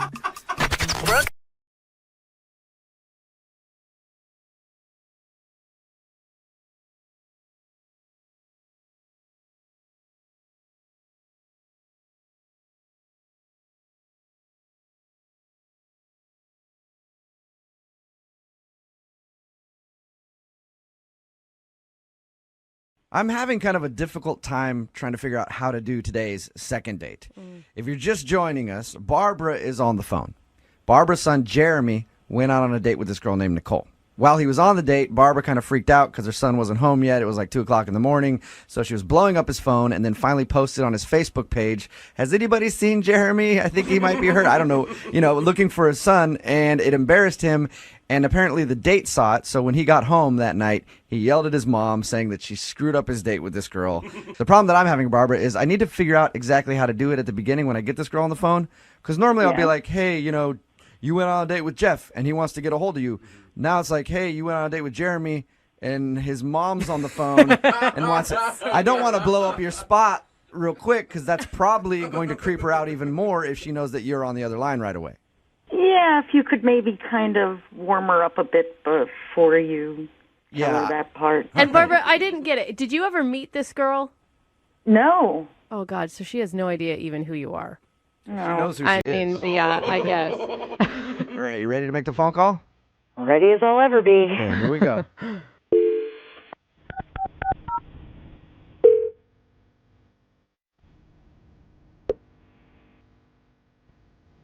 Hello. Hi, can I speak to Nicole, please? This is Nicole. Hey, Nicole, how are you? This is Jubal from Brooke and Jubal in the Morning. Excuse me? This is Jubal from Brooke and Jubal in the Morning, the radio show. I got an email about you. What? Yeah, you recently went out on a date with a guy named Jeremy. Yeah. And I got an email because apparently you're not calling Jeremy back. I'm just kind of curious. Can you tell me why your date didn't go very well with Jeremy? We had a nice time, but it was kind of weird. His mom seemed to be just really concerned where he was. She just kept calling him, and she actually posted on his Facebook asking if anyone knew where he was, and that was just maybe just a little too much for me. Kind of killed it when his mom kept bugging him? Yeah, because I looked on Facebook. He went to the bathroom, and I just went on Facebook, and I saw the post, and I brought it up to him, and he immediately changed. I could tell he got super embarrassed, but then he was just really short with me, and it got a little awkward. And were you guys just out at a bar or something at this point? Yeah, we had just been hanging out, kind of getting to know each other for a couple hours, and then his mom kind of got involved. But you could see it also as this guy has a really good relationship with his mother, which is a positive.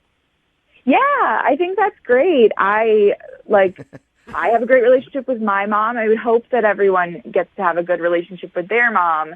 But if I want to be in the middle of that is another.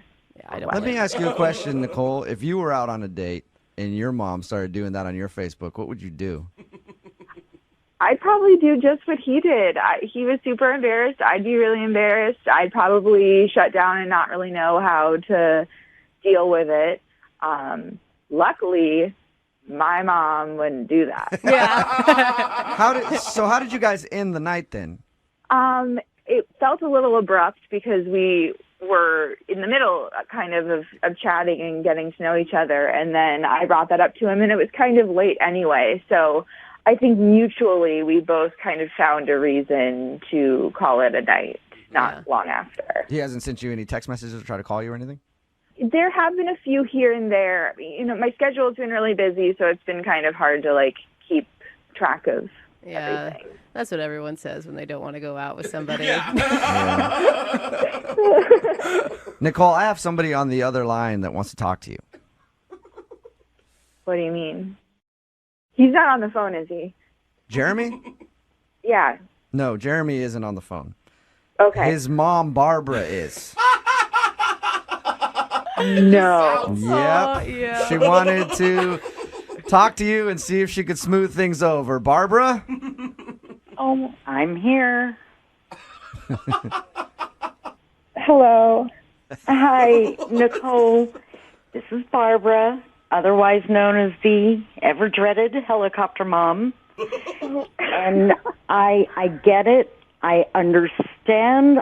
I just went somewhere in my brain that I should have never gone, and I'm really calling to apologize to you.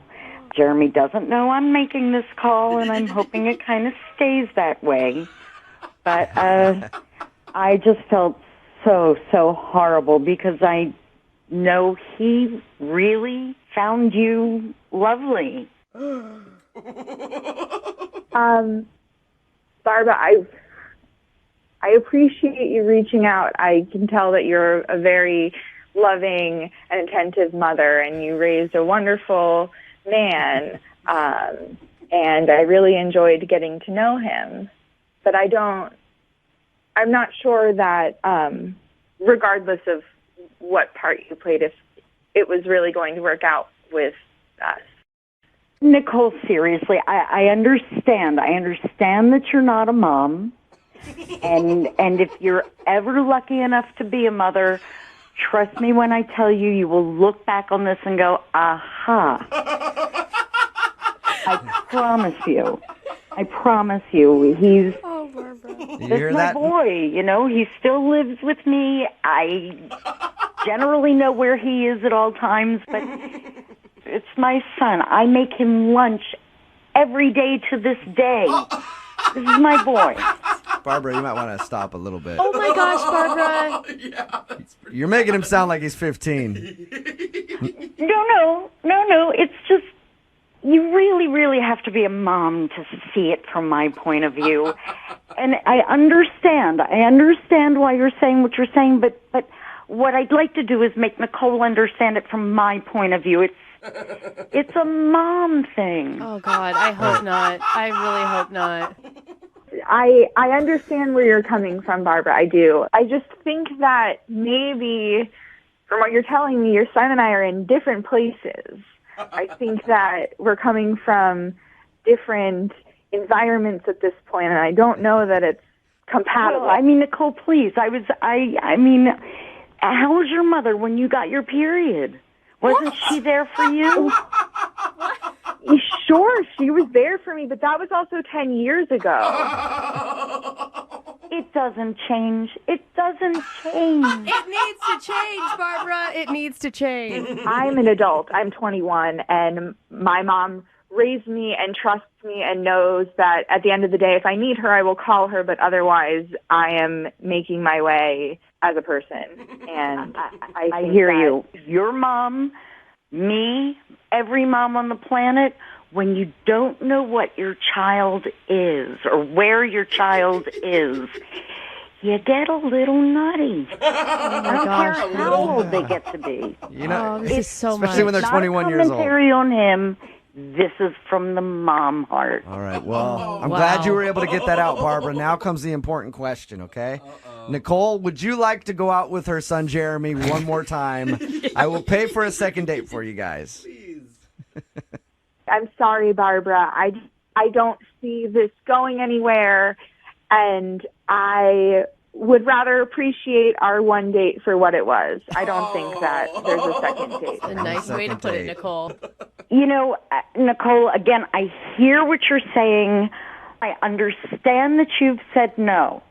But I am going to go out on a limb so far because of what an extraordinary young man that Jeremy is. I will host a beautiful, beautiful dinner. I will do all the cooking. I will stay out of it. I will clean. I will do everything. Just give this young man the chance that he deserves. Please. Absolutely not. No. You're missing out on a really good one here, Nicole. Oh. I'm sure that I am. Oh, all right, Nicole, thank you for your time. I appreciate it. Of course. Barbara, I'm sorry that didn't work out for you. Well, I thank you for trying. No problem. In the future, I do have a suggestion for you for your son. Yes? They make these like little chips you can put in pets so you can find them everywhere. Get your son chipped, and then you won't have to go on Facebook. The person on the phone for a second date today feels bad because they think they screwed up the date. It was a date that they weren't even on. What? Actually, a date that had nothing to do with them at all. Whoa. But they think that they screwed it up, and they want us to help fix it. Barbara is on the phone with us. Barbara thinks that she ruined her son's date. Oh, no. Hey, Barbara, how you doing? Oh, I've been better. How are you? I'm not too bad. So this is an interesting story. We got your email, and you feel like you ruined your son's date. Honestly, I don't think. I know. You know. Oh. Okay, tell us what you did. Oh, gosh. I became the mother I swore I'd never be. I have a son, Jeremy. He's 21, but he still lives home with me. And he went out on a date with a new girl, and I wasn't really sure of where he was and what his plans were, but it got to be rather late, and I got a little antsy, because he's usually home at a decent hour, and, well, I got kind of worried and started calling his phone. Oh, no. Okay. How many times did you start calling his phone? Oh, God, at least 6, 7 times. It just kept going straight to voicemail, which made me even more anxious. Okay. So what'd you do, Barbara? Well, I guess at my age you shouldn't be doing the social media thing, but I went on his Facebook page and I posted on his page to all his friends, does anybody know where Jeremy is? No! Please have him call his mom. Barbara! You know he's 21 years old, right, Barbara? All I can say is it was like 1, 2 o'clock in the morning, and I went overboard. I really did, but it was 2 o'clock in the morning, so whatever was going on, clearly I ruined it. Oh, and I know what's going on at 2 o'clock in the morning. You ruined that. Okay, let's not go down that road, okay? So what was his reaction then to that? I mean, I'm assuming he came home at a certain point. Yeah, he was pretty angry. What did he say to you? He just came in slamming the door and screaming at me, how could you do that? That was the best date I've had in a year, and you ruined it. And he just stormed off. And I'm like trying to talk, and I'm saying, what did I do? What did I do? And he starts screaming at me, Facebook, Mom, you Facebooked it. So, Barbara, you actually now think it's a good idea to continue this line and call his date is what you want us to do? I mean, I just don't know what else to do. It's apparently he really, really liked this girl, and things were going quite well, and yeah, things turned after I did what I did. So how do you have this girl's phone number? Really? Yeah, really. How do you have it? I went in his phone. Oh my gosh, Barbara! You're such a mom. You're making things worse. You know that, Barbara. Well, I was hoping with you guys I could turn things around. Maybe we could fix it. So your goal is to get this girl on the phone and convince her to go back out with your son. And I swear I'll stay away. Oh my gosh, if I got this call from a guy I was dating's mom, I would run 8,000 miles in the other direction. But at least she's sweet. It's not like I mean, can't we turn it into something? I mean, can't we laugh? Find the laughter in it? I think it's funny. Yeah, well, for us, not for her son. For sure. Well, I know not for him, but maybe if we can make her laugh, she'll reconsider if I swear to stay away until the wedding. Yeah, maybe. Well, don't bring up the wedding thing. That might be a bit much. I promise. Okay, so if you make this call and she doesn't want to go out with him again, and then she ends up calling your son and saying, hey, can you tell your mom to back off?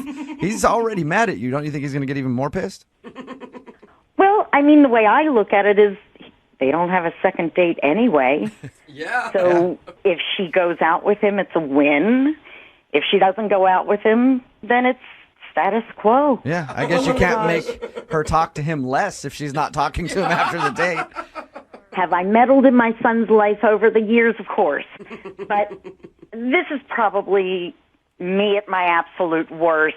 And if you guys can help me fix this, it would mean everything, because I just got crazy. I got crazy. You know.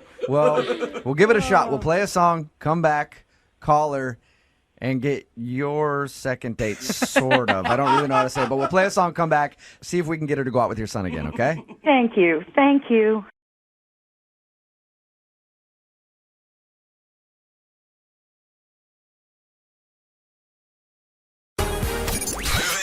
92.5. Brooke and Jubal's second date update. The guy on the phone to do a second date update today had a very awkward moment on his first date that most people can relate to. Okay.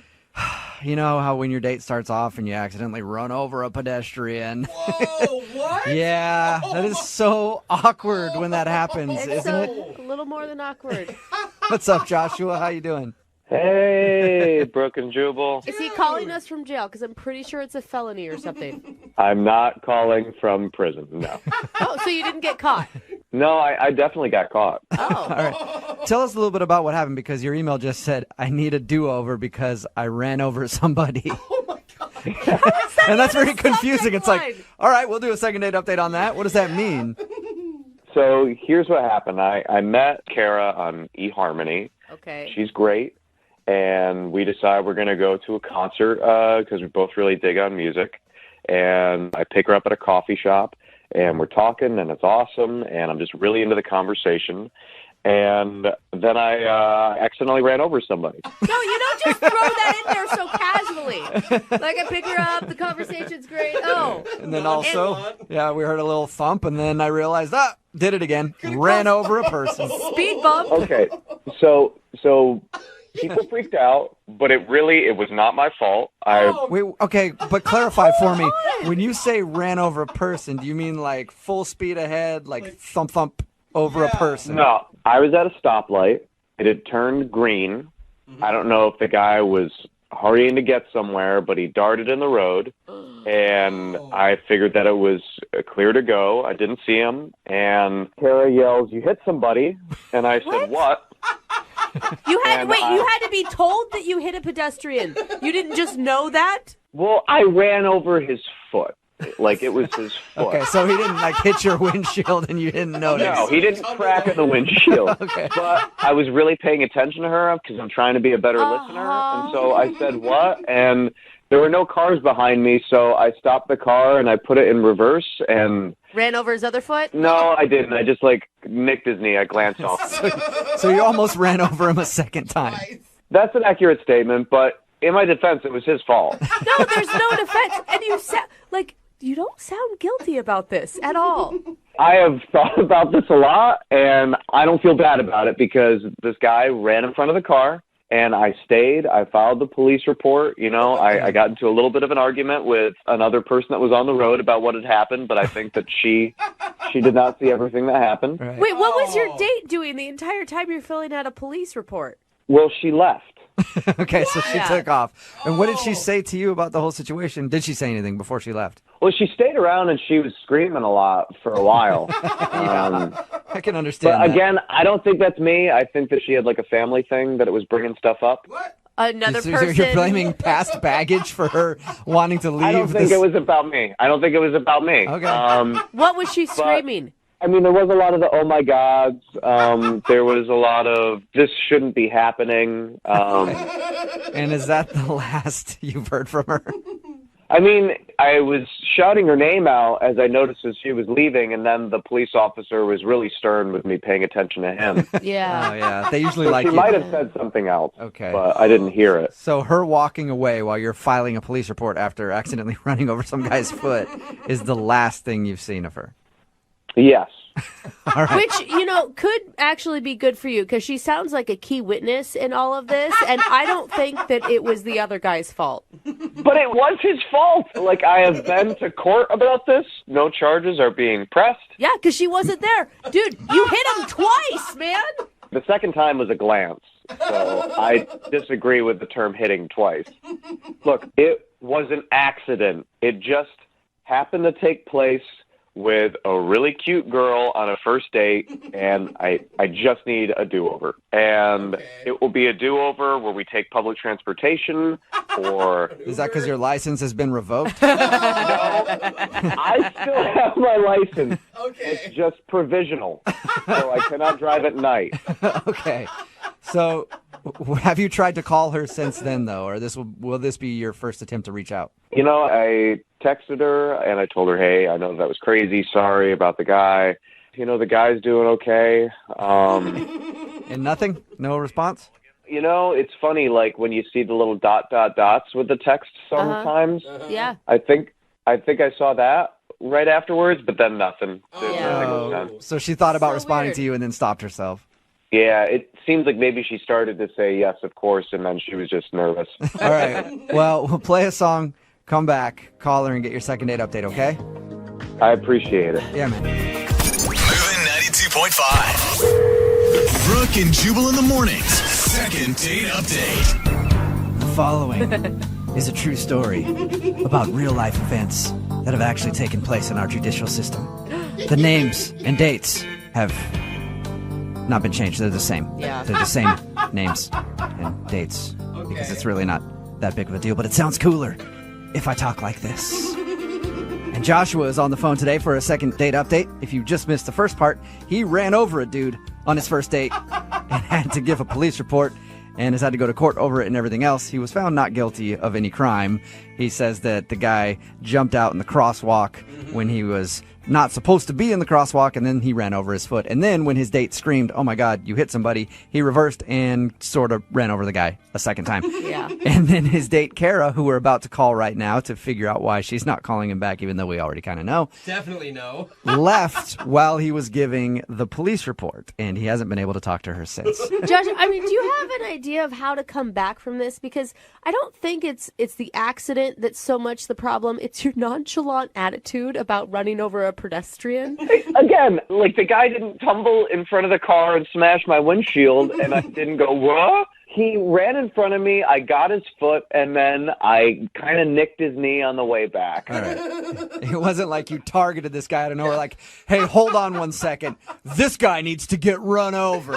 And then put on some AC/DC or something and went after him. It wasn't like I maliciously ran over the dude. It was just an accident. All right. Well, I'm going to dial her phone number right now, okay? Okay, cool. Thank you. Yeah, Thank you. here we go.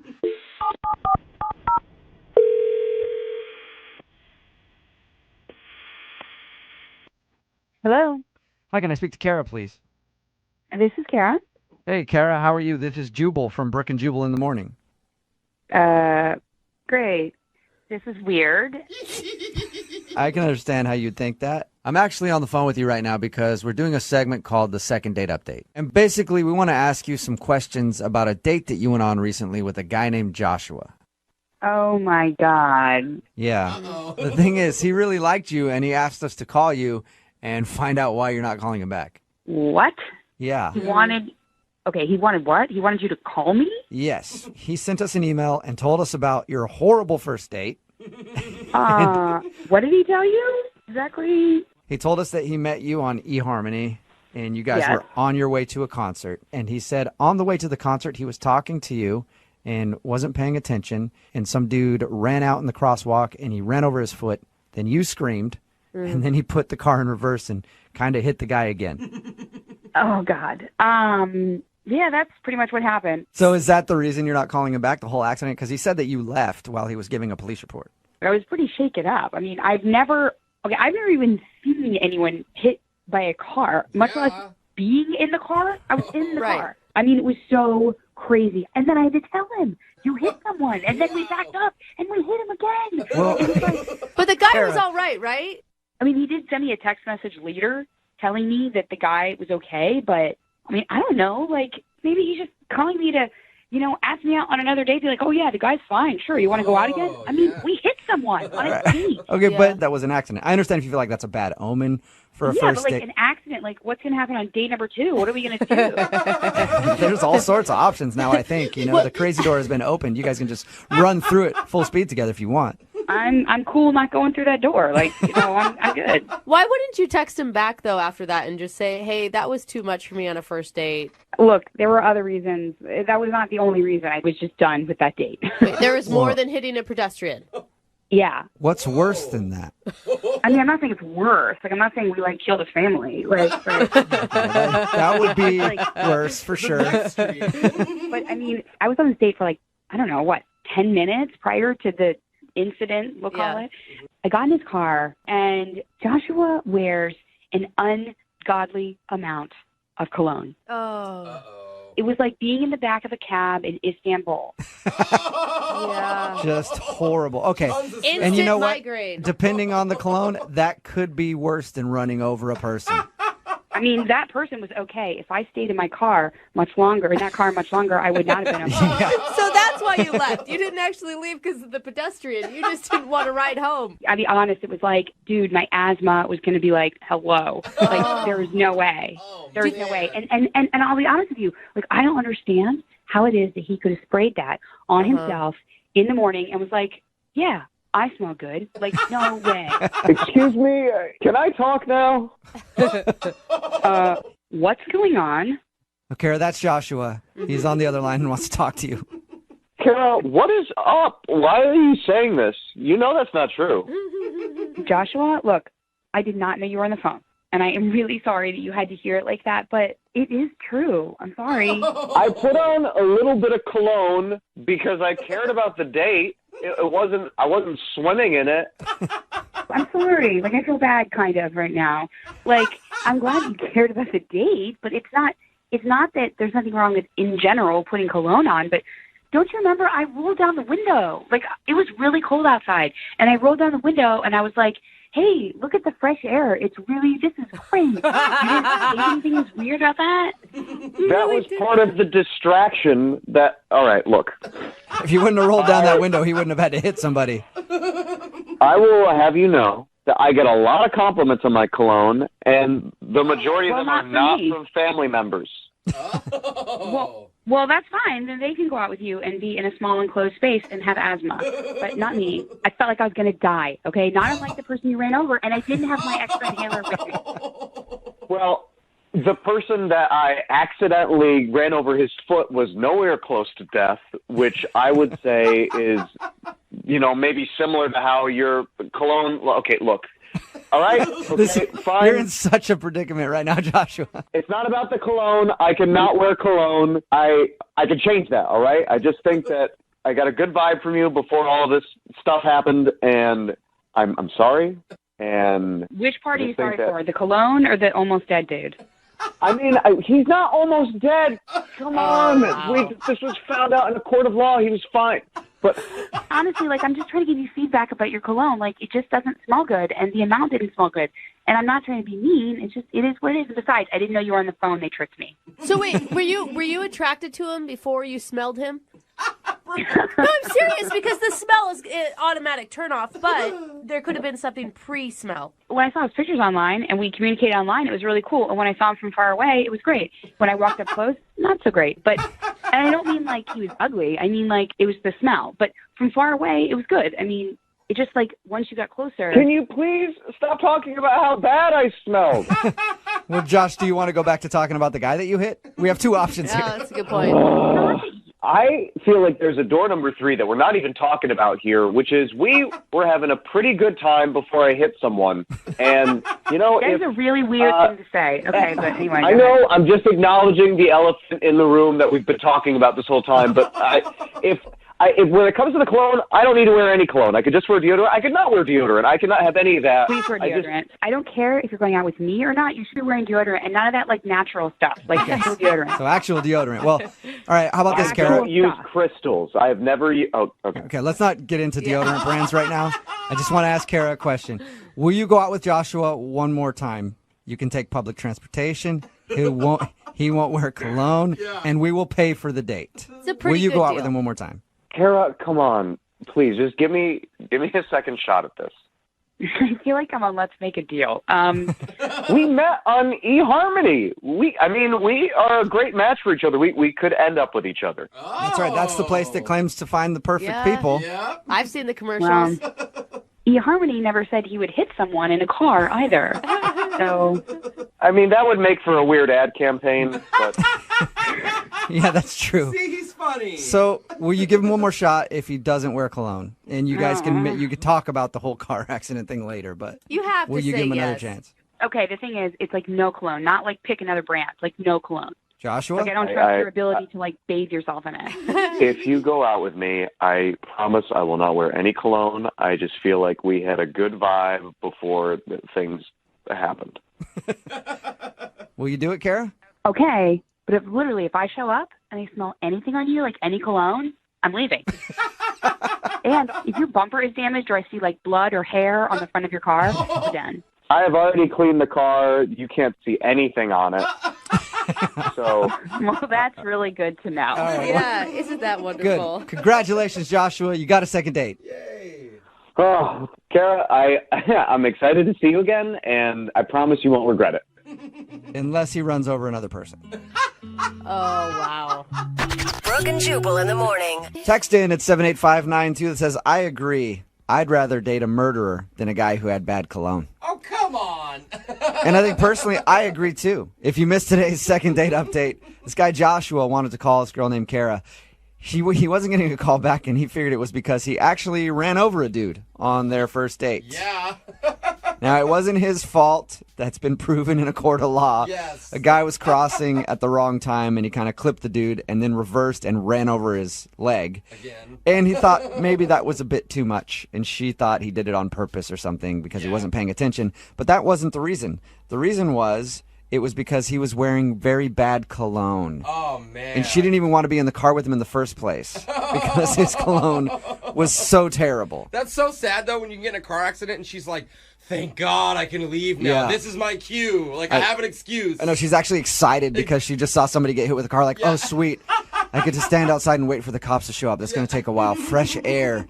Yeah, if somebody has really bad cologne, it is terrible. Like, think about if you're in your office and you get on the elevator after somebody with bad cologne or bad perfume. Oh, that's the worst. You can just smell their aftermath. Disgusting. But anyway, they agreed to go on a second date. She actually said she would go out with him again. Yeah. I recommend they take an Uber. And he also can't wear any cologne on their date. Which means he's probably so scared now he's not going to wear deodorant, cologne. Oh, no. Not even shower. No soaps. And he's just going to smell terrible. Remember, if you want to do a second date update, all you have to do is email the show, and we will call the person who didn't call you back. Moving 92.5.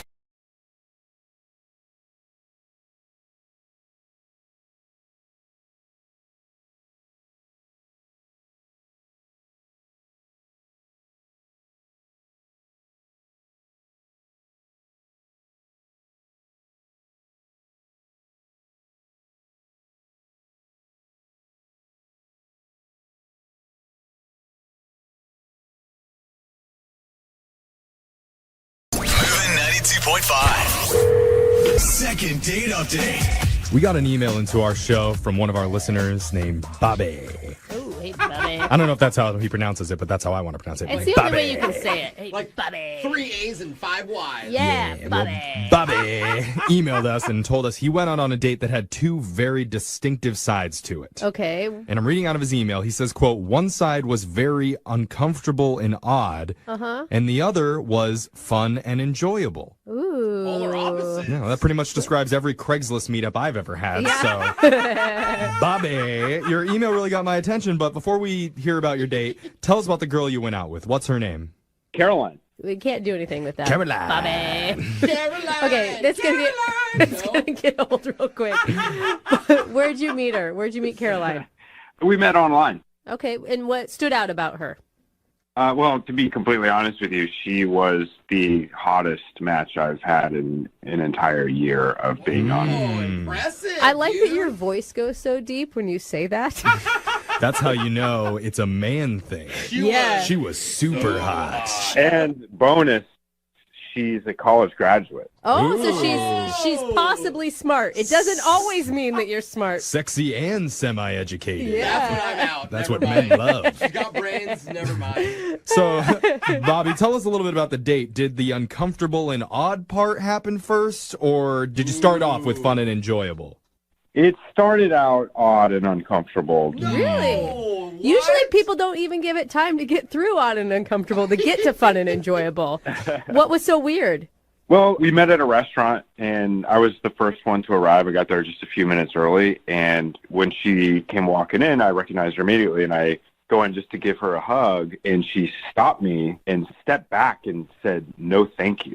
Ooh. Like in an aggressive way or in a I'm scared of germs type of way? It was firm but kind, I would say. Okay. You know, so I stopped and was like, "I'm sorry, is there like a problem?" And she says, "It depends." And then she pulled out this little stack of papers out of her purse and put them on the table. What was the papers? This is an interview?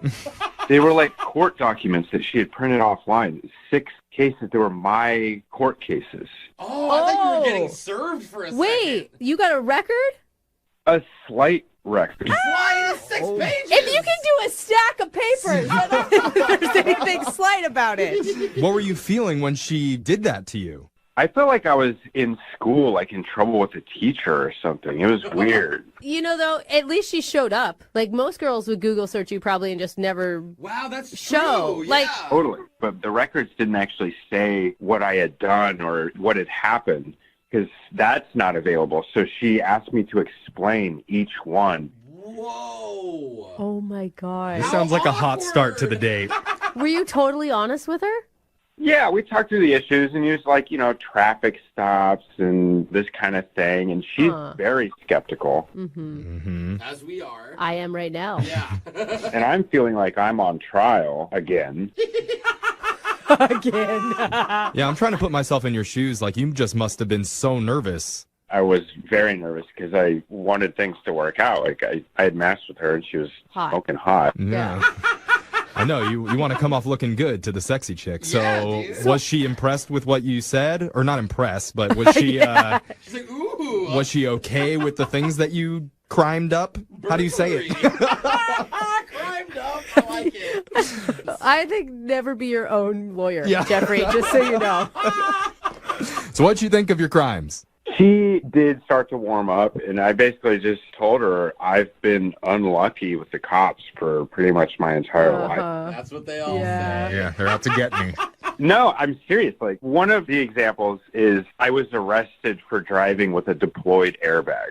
I had backed into something, and it went off, and I still had to get to work. I had to get to where I was going, so I just kept going. Like, That's funny. That's amazing. How could you even see out the windshield? But it's funny because now he has a criminal record because of that. she was cool with that one, but this other one she was not so cool with, which involved Pizza Hut. What'd you do, rob them? Well, I didn't rob them for money. I got arrested while I was drunk in college. I broke into a Pizza Hut and I stole chicken wings. Okay. Yeah, you can't I blame a see. guy for that. That just sounds like a good time. Was there a turning point in the night? I mean, because it's pretty impressive if you were able to actually get her on your side. At one point, she did open up, and that was the fun and enjoyable part. Okay, good. Okay. So you guys connected. Yeah, and then she did allow us to have 2 cocktails, but not dinner. Okay.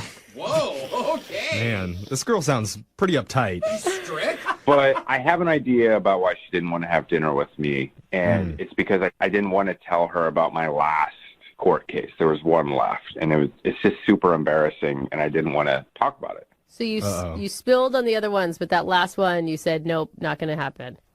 Yeah, she said that she was going to get up and leave unless I told her, and I wouldn't do it. Oh, no. Did she leave? Yeah, she left. Oh! Bobby, what'd you do? Yeah, just tell us. Just between you and me. No one else is listening. I ordered some chicken wings. No, come on. Come on, Bobby. I mean, what'd you do? What's that the was thing so that you embarrassing. Yeah, what didn't you tell her? I don't... See, I would like to get through this without having to talk about it. I was hoping you guys work your magic. Oh, no. Okay, can I just ask you, would you date you if you knew what you did? Good question. Yes. Yeah, there was a hesitation there. Oh, okay, yeah. I'd date me. All right. Well, so have you thought about telling her the truth, Bobby? Yeah, of course I've thought about it, but the risk is just too great. Well, and I will say, I feel like you were really honest, and there's just some things you don't have to share with everybody. Yeah. It's not going to change who you are right now. Exactly. I shared with her 5 out of 6 of my court cases. That should be good enough for dinner. All right. Well, I guess that's what we're working on. Yeah. Is that the rule? All right. Well, Bobby, you may have to tell Caroline what you actually did, but we're going to play a song first, come back, and get your second date update right after this, okay? All right. Thank you so much. All right. Hold on. 92.5. Second date update. We're right in the middle of a second date update, but before we go any further, all the women listening right now better watch out because we have a certified bad boy on the phone. His name is Bobby. Aren't they all named Bobby? Bobby loves driving around town with a deployed airbag and eating chicken wings that he didn't pay for and committing minor traffic violations with zero cares. He's bad. Bobby is on the phone for his second date update, and he recently went out with a girl named Caroline, and Caroline decided to start off their date by bringing a 6-page printout of Bobby's rap sheet and made him explain every court date he's ever had. Oh my gosh. So he told her about 5 out of the 6 charges, but was too embarrassed to share his 6th offense, and that's when Caroline decided to cut the date short. Now he's hoping for a second chance. Bobby, you bad boy, you. What do you say? You guys, I really don't want to have to tell her about this last case. Can you please just try so that I can go on another date with her without having to divulge this? You know, I'm usually all for honesty in a date, but I also think that there's some things you should be allowed to keep private. But can I ask before we do this, you promise that last one isn't something that, like, I don't know, where she'd be putting her life in danger if she went out with you again? Yeah, it's not scary, is it? I promise she would not be in any danger with me. It's just one of those things I haven't told many people. Only a few of my closest friends know about it. She'd be in danger of being too turned on because he's bad. Bad boy Bobby. All right, Bobby. I believe in you, okay? Well, I'm glad somebody does here. There we go. Jeff and your lawyer. All right. Well, we're going to give Caroline a call for you, okay? I'm going to dial the number right now. You ready? I'm ready. Okay, let's do this.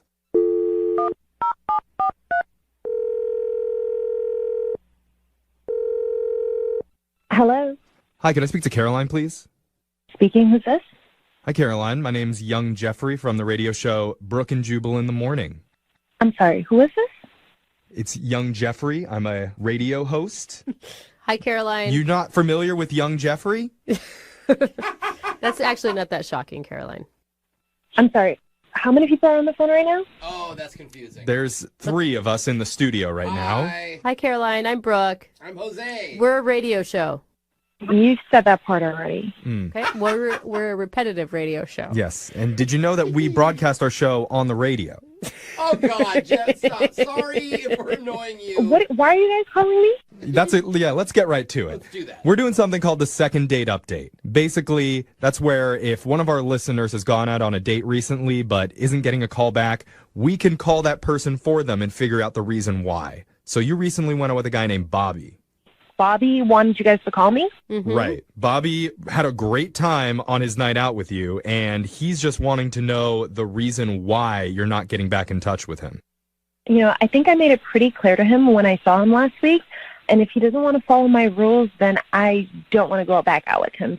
Well, Caroline, he told us about the rules. Like, you're talking about that you showed up with the rap sheet and all of his criminal convictions, and he wouldn't tell you the last one. So you guys know all about the date?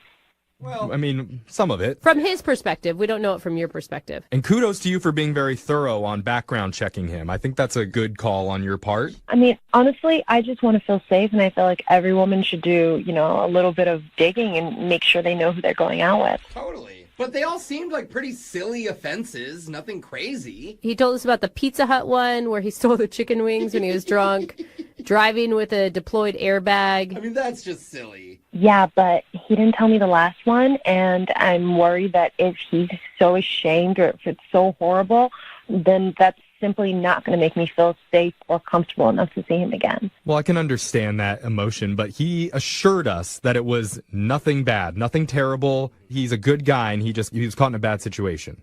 So he told you guys? He didn't tell us specifically what it was, but... So how do you know it's not bad? Because all the other ones are so... I guess, okay, here's the thing. There's a certain level of trust at some point in any dating, right, that you have to be able to give. And because the other 5 were pretty harmless, and because this guy seems pretty cool, like, why not give him another chance? You don't have to know everything about someone before you go out with them. You're right, I don't have to know everything, but I should know if he has 6 offenses, what the heck the last one is. But he's not locked up, so it can't be too bad. I mean, is that a bad standard for me to have? I don't know. It's like, so many felons. you served your time. You did the crime, you know? There's got to be some point where society forgives you. I don't know if we're going to agree with Brooke on that sentiment, but maybe there's a chance that Bobby will tell you what he did. If he told you right now, would you be willing to hear him out? Well, yeah, he absolutely has to tell me, otherwise I'll never go out with him again. All right. Bobby, tell us what you did. Hi, Caroline. He's on the phone? Yeah, he's been on the other line listening the whole time. Caroline, you just need to trust me. It's just a super embarrassing thing. If you come to dinner with me, I'll tell you there. No, I'm not going to dinner with you. You already had that chance. You could have told me last dinner. See, I feel like Bobby really screwed up on this one because it sounds like if you want to date, not only are you going to have to tell Caroline, but you're going to have to tell everybody. But he says it's not that bad, so maybe it's not that bad. I didn't say it wasn't bad. You asked if it was life-threatening. What? Okay, wait. Let's play a little, like, Caroline, how about some 20 questions? Like, did you serve any time for it, Bobby? Oh, this is going to take forever. Yeah. Bobby, why don't you just tell us what you did? I have a short attention span. I know. The minutes on our station's phone plan doesn't have that much in it, so just get right to it. Okay, I'll tell you, but I can't believe I'm saying this. All right. And Caroline, you're agreeing to go out with Bobby if he tells us. No, I'm agreeing to listen and to see if I'd go out with him again. All right. Oh, come on. Oh, my God. We're peer pressuring this guy. Okay, what'd you do, Bobby? Yeah, I want to know. Okay. A few years ago, I was in a wedding, and I rented a tux. And when I returned it, the owner of the tux rental place said that I had ruined it, like I had spilled some stuff on it, which I didn't. And then he charged me $400 on my card for no reason. And it made me angry because it was not true at all. I didn't spill anything on it. So a little while later, one night, I get drunk with those same guys from the Pizza Hut thing, and we hop in an Uber, and we took the Uber to this tux place, and I defecated in front of the front door, and I didn't realize that there were cameras out front, like security cameras, and I got arrested 2 days later. Oh my gosh. All right. So you took a dump in front of a tuxedo store. Caroline! Yeah. Will you go to dinner with me? Wow. Hold on, Bobby. Caroline, see? I like him. Your life's not in jeopardy. Maybe your ball gowns are, but... That's pretty crazy, Bobby. It's silly. I mean, what are you feeling right now, Caroline? I don't know. This is so weird, and it's just more weird every time I talk to him. Come on. Caroline, I told you all 6 of my court cases. Like, the least you could do is just have dinner with me. I'm not asking for anything more. Yeah, Caroline, he's really gone out on a limb, like revealing his entire criminal history on the radio now. Seriously. I mean, can you give him another chance? I mean, we'll pay to send you guys out on a date. Well, I mean, Bobby, I don't think you're a bad guy, but I'm going to say no. What? That's What? not fair. I told you everything on the radio. Yeah, and it's not horrible, but it just sounds really just dumb. No, Caroline, listen to me. This guy is fun, okay? Yeah, sometimes it gets out of control, but that's what fun does when you're with a fun person. You will have so much better of a time with him. Yes. And honestly, you sound kind of like a little anal. Like you showed up to the date with his rap sheets. Like you need more fun in your life, okay? Right. Yeah, Caroline, think of all the businesses that you and Bobby can defecate in front of together. No, I'm being serious. Caroline, this would be good for you. Go out with him. You can hold hands and kiss while you're doing it. It's a memory waiting to happen. I'm with Jeb. You guys aren't helping me. I disagree. I think this is working. Caroline. Come on, Caroline. You need a good story in your life. Go out with Bobby. Yeah. I just can't see myself with someone who makes these kind of really stupid decisions. Oh, come on. That's the only people I could ever see myself with. That's why you work with us. Caroline. Listen, I'll think about it, guys. I will, but I just want to be honest. It's probably going to be a no. Oh, come on. Bobby, I'm sorry, man. It sounds like you're not going to get a second date out of this. Oh, man. We all tried, dude. Well, this sucks because I had to tell everybody listening what I did too. Caroline, be careful. He sounds angry. You may want to get some cameras for that doorstep. I know. Look out, Caroline. No. Bobby, don't come to my house. Come on, we'll bring some chicken wings. It'll be fun. Move it.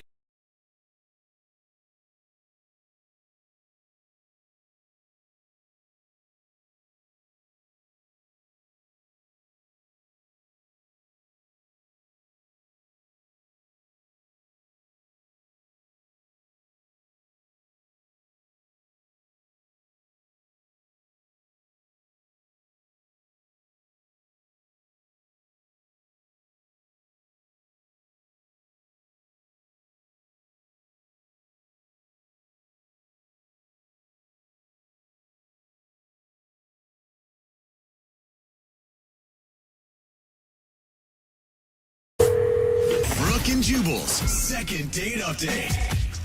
A listener named Jake is on the phone today for a second date update, and in his email, he said that there was a strict no talking policy for their first date. What? So how does that work? It sounds like an amazing date. Like, I wish they would do that on more first dates. So I don't know what went wrong. What's up, Jake? How are you? Hey, guys. How's it going? Pretty good. So there's a no talking policy on your first date? Yeah, I mean, it's partially because it was like bad research, on my part. But it ended up being kind of cool. So hear me out. Okay. Before we get into that, what's her name, by the way? Kelly. Kelly. all right. Kelly's not like a mute, and this phone call is going to go not very well because she won't be able to talk to us either, right? Oh, she can talk, but she's not talking to me. I wish she could talk. That's why I'm coming to you guys. Yeah, okay. So hopefully we can get her to talk to you again. Tell us about how you met her. We met online, Okay. and you hit it off right away. And what was really popped out to me is like she liked music. She liked to see live music and stuff like that. So I thought, oh, this would be great. Okay, that's awesome. I mean, are you the one that had initiated the date?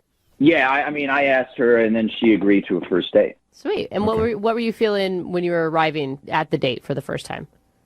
I mean, I was really excited. I think she was going to love it. I picked this jazz club that had this jazz band playing. Cool. That I thought would be really cool. I know she's going to like it because she likes live music, and I've never been to this jazz club before, so it was going to be kind of a new experience for me as well. So, I mean, win-win. Okay. Do you both like jazz? Yeah, that was the other thing that was on her profile, that she liked jazz music. And So she was 70, right? You're dating a 70-year-old? definitely not. Okay. Okay, and how did it all start? I mean, what was it like between you two in person? Seeing her in person, absolutely stunning. I was so excited. And when we got in, I had this table set aside. It was like really close to the band, so we like get the whole experience. And we sit down, we order our drinks, and we start talking, and I'm getting these dirty looks from people around me. And even one person like shushes me from behind. And I actually look, there's a card on the table that says no talking during play. So they had this policy and they enforced it where you couldn't talk while the band was playing. That's intense. Yeah. And I was like, oh no, I just invited this girl to this first date and we can't even talk to each other. Like I said, that sounds fabulous, but I don't think most people would like that. I started to freak out a little bit, but we get our drinks and there was cocktail napkins. And so she started writing questions on the cocktail napkin. And I would answer them. That's really cute. It's like high school math class all over again, passing notes back and forth. Yeah, and it actually worked, and we went back and forth, and we ended up filling up both sides, all quarters of this cocktail napkin, every little inch with questions and answers. And it was a little awkward because there was some times I couldn't really read her handwriting. But, that happens at a bar anyway. If it's really loud, you can't always hear the person, but you sometimes answer just in case. Right. Right, totally. Did it go well? I mean, were you guys hitting it off based on your written conversation?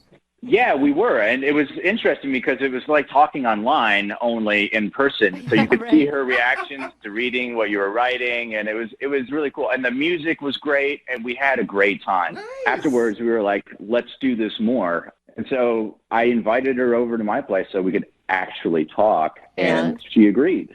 Oh, that's cool. So, I mean, you guys learned enough about each other via cocktail napkins to feel comfortable enough to go back to your place. Yeah. Did you guys kiss at the end of the night? It was like one of those little pecks. It wasn't like a real like intimate thing, you know? That's interesting that you would go back to your place and not make out a little bit. Yeah, I mean, it was kind of weird. When she was there at my place, it was a little awkward. I couldn't really figure out why. It's just the energy wasn't right. I was like actually thinking of like maybe we should just break out some more napkins and just write on them and just keep that vibe going for the night. Maybe she liked your penmanship more than the way you actually speak. Who knows? Maybe. All right. Maybe. Have you tried to ask her out again? Yeah, sure. And it's never worked out, like, timing-wise for us to schedule something. And I think that she's kind of avoiding it. Well, we'll play a song and then come back and call her and get your second date update, okay? Okay, and before you, I just want to let you know that, like, no matter how this works out, I actually kind of kept the napkin. If anything that happens from this, it's just like a really cool memento to have about, like, a night that was really cool. Yeah, for your scrapbooking, I guess. Oh, All right. that's sweet. We'll get your second date update right after this. Hang on. 92.5. Brooke and Jubal in the mornings. Second date update. Right in the middle of a second date update, and if you're just joining us, Jake is on the phone, and he wants to call a girl named Kelly. They went out to a jazz club for their first date, but I guess it was kind of awkward because they had a strict no-talking policy. So they spent most of the evening writing notes to each other back and forth on cocktail napkins. They did go back to his place after, talked a little bit. He got like a peck on the lips, and then she left, and she's definitely been blowing him off. Jake, I think maybe part of the reason that you're not getting a call back is because you're too much of a rule follower. Whoa. You know? Maybe, like, I tried to do everything, you know. No, but I mean, like, you go to that place with a no-talking policy, and then you listen to their rules, like a bad boy, the kind of girl that guys like, or the kind of guy that girls like, would have saw that rule and instantly just jumped up on stage, grabbed a trumpet, and pulled his pants down, started playing it with his butt. That's the type of bad dude that ladies like, you know? Yeah, the butt trumpets Someone get who us will every time. I mean. Disrupt the jazz club with their butt, and that's why I think you're not getting a call back. I kind of envy the people that can do that. I don't know about playing with my butt, but Yeah, that's a true talent, though, Jake. I mean, if she loves music. Yeah. We'll get her on the phone in a second and find out if that's the reason, but I'm guessing that probably is it. Totally. Yeah. Yeah, maybe. That has never crossed my mind, though. Yeah, I don't think it's crossed most people's mind. I actually feel bad for you, man. Like, you kept the cocktail napkin because you wanted it to be a love memento. You obviously saw this going somewhere. Absolutely. I think it's something cool to have that, like, this is our first date, you know? Totally. Yeah. Well, I hope it goes well for you. I do. I hope so, too. Yeah. Thank you. And if it doesn't, always take up playing the trumpet with your butt, and then your next dates will always be successful. All right. I'm going to dial her phone number right now, okay? All right. Thank you. Okay, here we go.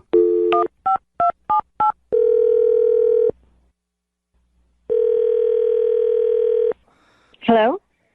Hi, is this Kelly? Yes, it is. Hey, Kelly, how are you? This is Jubal from Brooke and Jubal in the Morning. Okay. I'm good. What's going on with you? Not much, just doing a radio show and thought we'd call you. I'm sorry, I'm confused. You said you're with a radio show, and what Yes. do you need? Yes, Brooke and Jubal in the Morning, that's the name of the show. And we do a segment on our show called the Second Date Update. That's where if you go out on a date with somebody and then end up blowing them off after that date, they can email us to get you on the phone and find out what happened. So we got an email about you from one of our listeners. No, you didn't. Yeah, huh? We did. From who? His name is Jake. Oh, him? Yes, him. The dude you went to like a jazz club with? Yeah. Yeah. He emailed us, told us that he really liked going out with you, told us about your date, and he also said that it seems like you don't want to go out with him again, so he wants to know why. Okay, you said it seems like I don't want to go out with him again. I'm going to clarify and say that I don't want to go out with him again. Oh, that's a strong sentiment. Okay. Can you tell us why? You know, it was just a really disappointing night. I was really optimistic. Were you hoping he would have played a trumpet with his butt? What? Oh, shit, that doesn't make any sense to her. No idea what that means. Yeah, don't worry about that comment. Anyway, why was it disappointing? Okay, I don't know what you guys know, but we went to a jazz bar, and Yeah, he told us that. He said you guys couldn't talk because there was like a no talking policy, so you wrote notes. And he thought that actually was a good thing. Like you guys bonded over that and thought it was funny and stuff. Totally. It was, I mean, that was really fun. It was really cute. And then, you know, I was feeling good about the night, about him. And then we went back to his place and he made me a drink. And then he wanted to give me a grand tour of his place. Uh-oh. Does he have something creepy in his house? We've heard that a lot on these second date updates. So, I mean, he kind of took me around to like the normal stuff, you know, like the kitchen, living room, whatever, showing me the place. And then we went into this one room and there were glowing sticker stars on the ceiling and there were trophies on the wall and there were bunk beds. And I thought, oh my God, like, do you have a kid? Right. And he said no and started laughing and said that it was his room and that him and his roommate sleep in bunk beds because they want to save money because rent is expensive. And it's not only him and his roommate in the bunk bed, but the whole apartment, which is a 1-bedroom, by the way, houses 4 people. What? And some of the other people are sleeping on like a pull-out couch or on an air mattress because they all want to save money. Well, I mean, you kind of got to understand that. Like, rent is insane. That seems pretty extreme, but... Right. I mean, like, I'm all about, you know, finding ways to save your money, but I don't know if this is the right fit for me. You're not trying to date a dude with bunk beds that stares at glowing stars on his ceiling? And, oh, this is the other thing, is that he said, oh, well, my roommates aren't going to be back for another hour, so we can do stuff. Did he mean, like, obviously you think he was implying sexual stuff? I mean, most likely, but... Who knows? He's got bunk beds and stars on his ceilings. He might have meant Legos. He might have bought a new Lego city or something you guys could have built. Yeah, I mean, it's just not the type of man that I see myself dating because this apparently is a man-child, 12-year-old bedroom. How do you know? I mean, okay, the stars are one thing, but what if he's just really good with money and he's budgeting and he's saving for something? Like, I don't know, I feel like you're passing a lot of judgment. I mean, I have priorities, and I think dating someone who's sleeping on a bunk bed with his roommate underneath, like, I'm not really trying to spend the night over there. Yeah. So, but don't could be you a secret millionaire. Yeah. I mean, You like, know? Jubal's right. Like, don't you have a place that you can bring him back to? Sure, but I also like going to other places. Like, you know, like all the other men I've dated at least have their own room, let alone their own bed. Well, he has his own bed. It's just on top of another. Yeah, bed. It's just. Yeah, it's on top of his buddy's bed. Yeah, I'm not into it, so I don't really know what else to tell you. Well, I think you told us everything you need to tell us. I do need to tell you something, though. Jake is actually on the other line listening and wants to talk to you. No, he's not. Yep, he is. Jake, you there? Yeah. Hey, I don't get it. Hi. Are you serious? Like, are you judging me for? Dude. I Sorry. want to save money. I live in this bachelor pad with roommates. It's how we, get by. Yo, I don't know if I would call this a bachelor pad. Your bunk bed has a slide. Dude, that's kind of awesome. Sorry to interrupt, but... Yeah, it's totally awesome. You didn't even go down it once. Just because we're older doesn't mean that we can't have fun in our own room. Jake, that's a kid thing. They have those bunk beds with slides. As an adult man, you should have a more appropriate bed. Well, I mean, if you need me to take the slide off, I totally can. It's easy. It's just plastic. Yeah, that's not what I meant. The bunk bed is a really great idea. We can stay in one room. Past girlfriends I've had actually like it because it, we actually have to sleep closer and cuddle. You know what I mean? And it's been really great. Yeah, cuddling with you, me, and then your roommate below us. But my roommate is a really heavy sleeper. He won't wake up for anything. Yeah. You can go up and down that slide all night long. You won't even know. I didn't even talk to you when I was there about the whole star thing on your ceiling. Like, what is that even for? I'm on the top bunk. It helps me read at night. What do you mean it helps you read? Yeah, it glows for the first hour after I turn off the lights, and I can go read. Those are not bright enough to read by. Yeah. Nice try, though. That was a good try. Okay, so what? I think they're cool looking. Yeah, there we go. Yeah. There's the answer. I just think that I should be judged on the time that we had and the connection that we had on that night, and not on just like a piece of furniture that I have. Yeah, he still saved up his allowance so you guys could go to that jazz club. Right, Kelly? I mean, you've got to understand from her point of view. I don't think it's necessarily just about the furniture. It's that, like, you're sharing a room with a dude still. Here's the thing. I've been saving a lot of money doing this. Yeah. And I have goals, what to do with that money. I'm actually going to buy a condo in the next 5 years. So there you go, Kelly. Like, he's not going to permanently be living in that bunk bed. I mean, the bunk bed might go to the condo, but who knows? But, like... So, Jake, you're telling me that I should trust you because you're saving money to buy a condo that maybe you'll get in 5 years. Exactly. It's going to be a really nice condo, too. How many roommates will you have in your condo? Hopefully just one. Hopefully it's going to be you, Kelly. All right. Well, Kelly, would you like to go out on a second date with Jake? We will pay for it. And who knows, one day you could be living in a condo with Jake, with a bunk bed, with a slide. I'm going to decline this one, but thank you so much. Are you sure? Not even a second chance? There are some things that I prioritize in my dating life, and bunk beds is not one of them. Okay. I guess I don't want to go out with someone who's going to just judge me for the furniture I have in my house. Sorry, I'm judging you, and honestly, I think that the rest of the girls that you're going to meet in the rest of your life are going to judge you as well, and that's just kind of how it is. Ouch! Burn! Sorry, Jake. No second date. But hey, one day you'll have that condo. And I will. Yeah, you will. And when you get that condo, ditch the bunk bed, all right? I guess note taken. Go with the race car bed for that one. It's your own bed. That's what I'm talking about. Brooke and Jubal in the morning. Text in at 78592 says, I'm 40 years old and I would love to have a slide on my bed that I can actually use. She needs to stop being so stuck up. It's Brooke and Jubal in the morning. Talking about today's second date update. If you missed it, this dude Jake wanted to call a girl named Kelly. She wasn't calling him back because apparently he has like a kid's bed. Yeah. In a kid's bedroom. Bunk bed with a slide and everything else. He tried to explain that he has 3 roommates and they sleep on bunk beds in order to save money. And he claims that he's saving to buy a condo in 5 years. Whoa. Maybe. Maybe. Sounds more just like he enjoys kicking it with his friends in his place and It's- sliding down a slide from his bunk bed and looking at the little stars that he's stuck on the ceiling. It's amazing how many people are hating on her.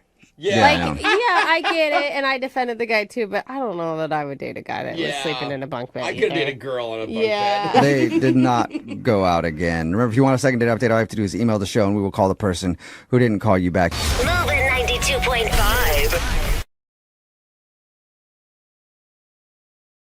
Moving 92.5. Brooke and Jubal's second date update. I'll admit I've been drunk on a few dates in my time. A few? And it's always fun when you get really hammered and you like try to pick a fight with the waiter because you think he looked at you funny and they're kicking you out. You're like, I'm not that drunk! You can't kick me out of this place! That sounds fun. Kind of what happened to Bethany, who's on the phone with us right now. She got hammered on her first date. Oh, Bethany. Isn't that right, Bethany? No, I did not get Yeah. drunk. That's the whole point. Yeah, right. I was reading your email. It sounds like you got wasted. Stop. I did not get drunk. Yeah, right.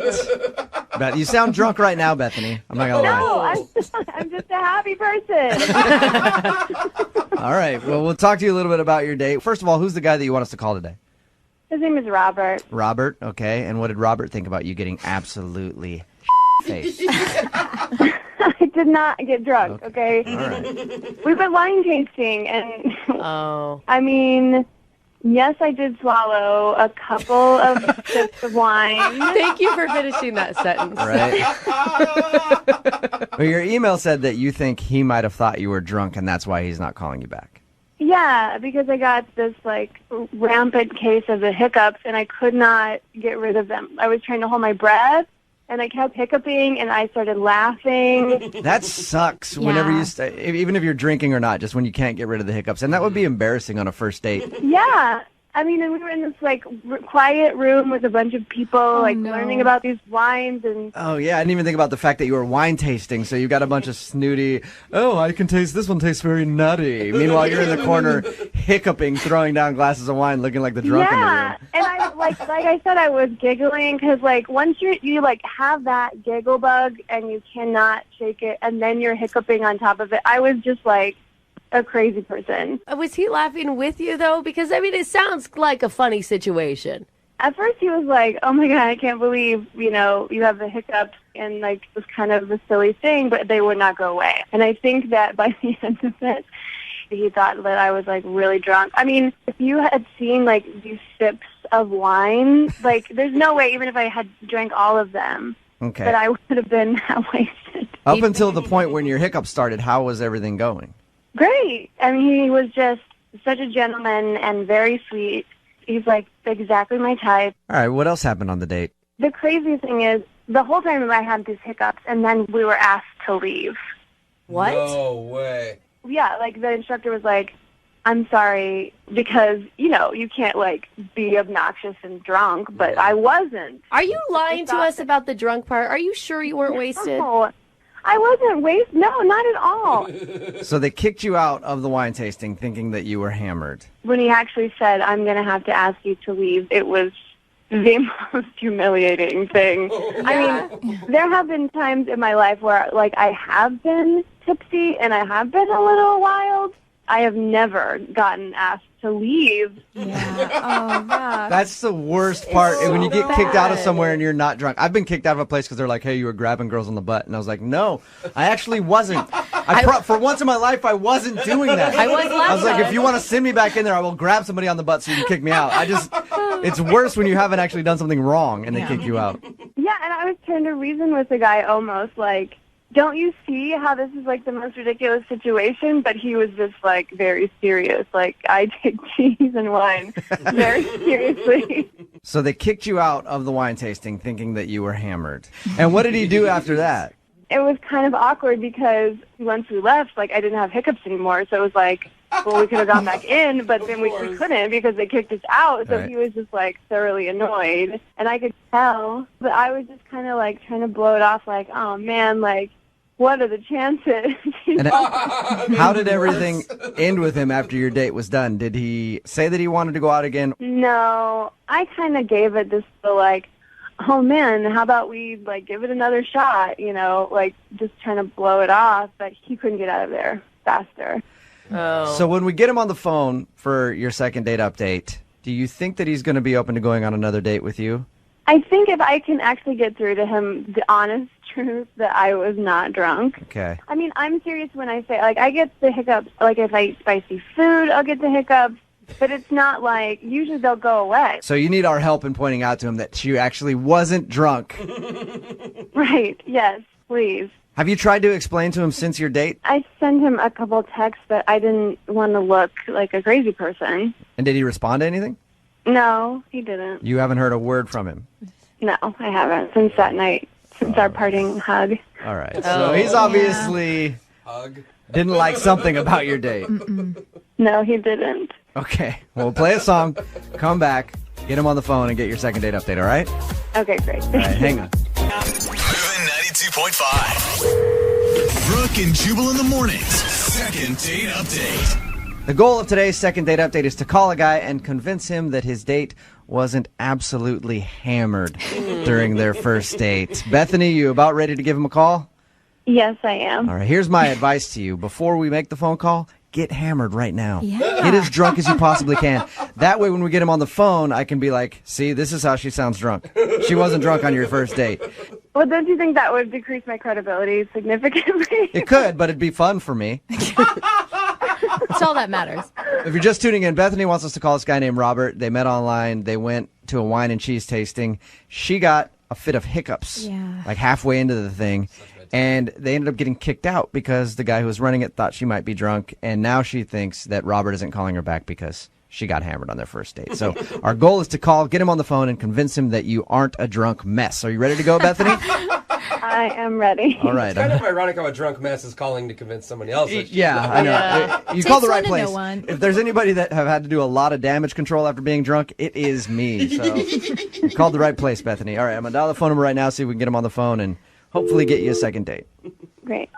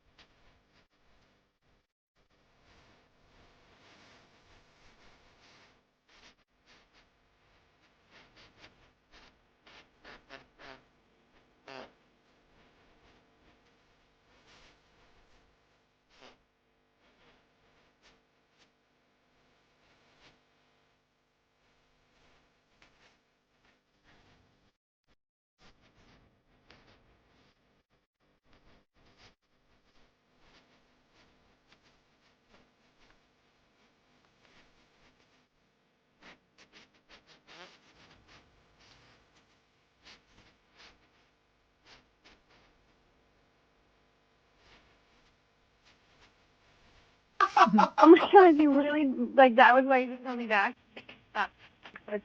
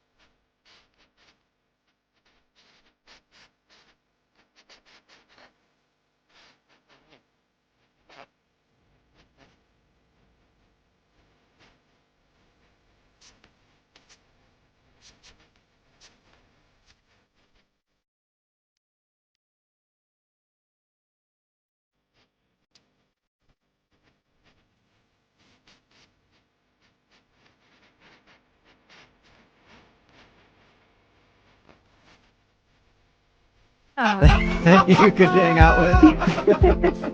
Brooke and Jubal in the morning.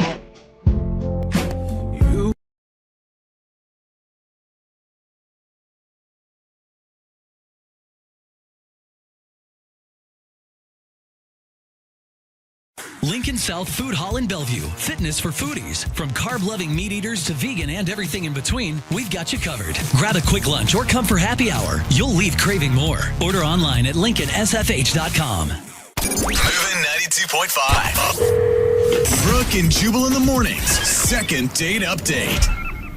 A lot of times when you go on a date, it's something that's been planned for a while and you know exactly what you're going to do. But sometimes you have an unplanned date. Just a date pops out of nowhere. Cool. Like anytime I'm on a long ride, it's just like, oh, it's time for a hand date.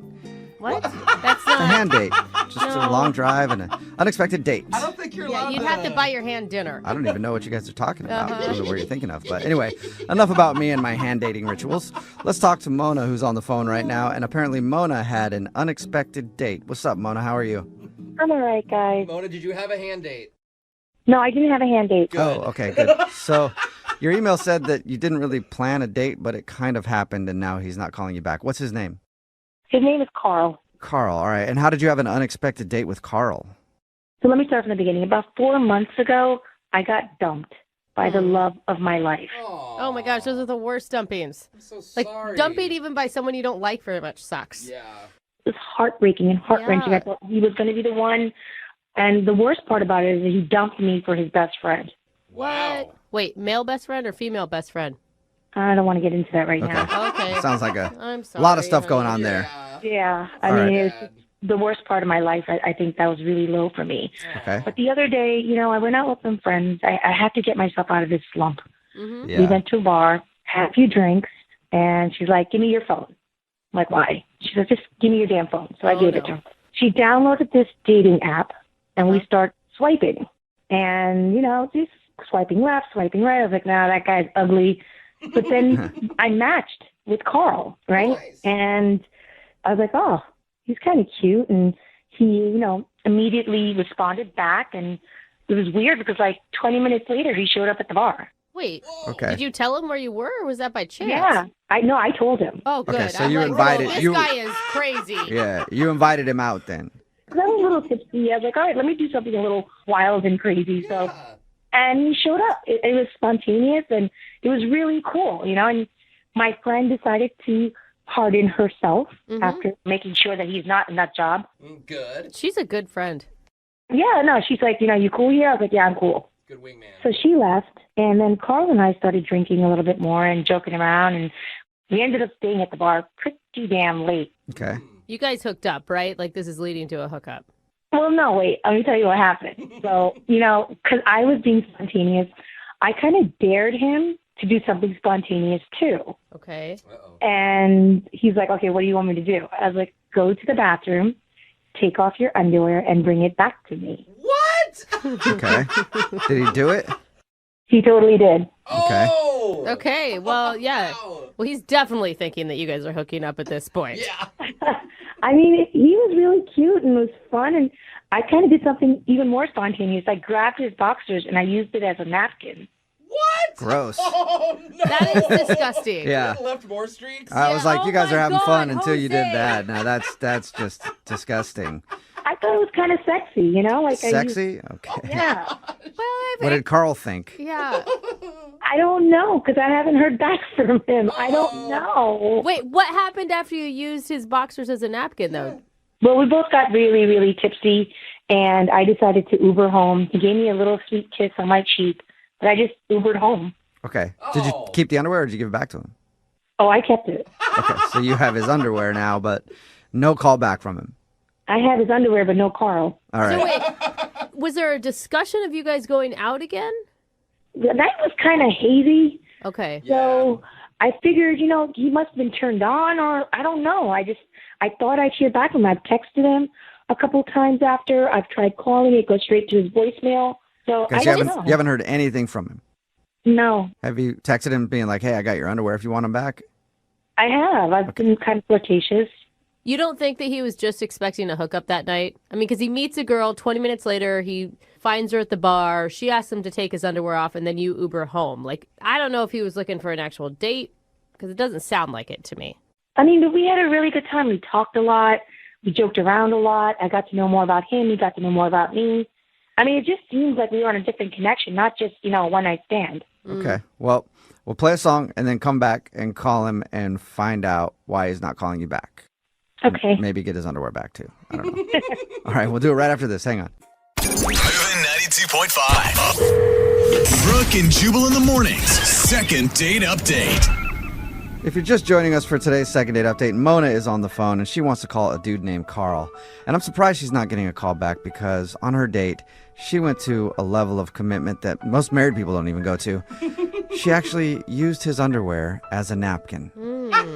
I've been in a lot of long relationships, never done that once. So I'm surprised because you two definitely shared a moment, Mona. If you missed it, she ended up hanging out with this dude named Carl at a bar. They got really drunk and were like daring each other to do things. She dared him to take off his underwear and bring it back to the table. He did, and then she used it as a napkin. Only thing is, he didn't dare to do that. She just decided to do it, and now she's not getting a call back. All right, Mona, are you about ready to call him?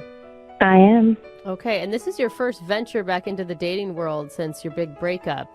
You didn't talk about your ex or anything, right? Maybe a little bit, but not too much. I mean, I just kind of alluded to the fact that I hadn't been on a date in about 4 months. Okay.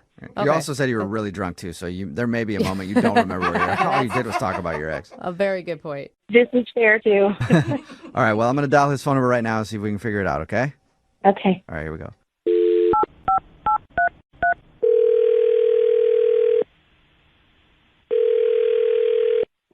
Hello?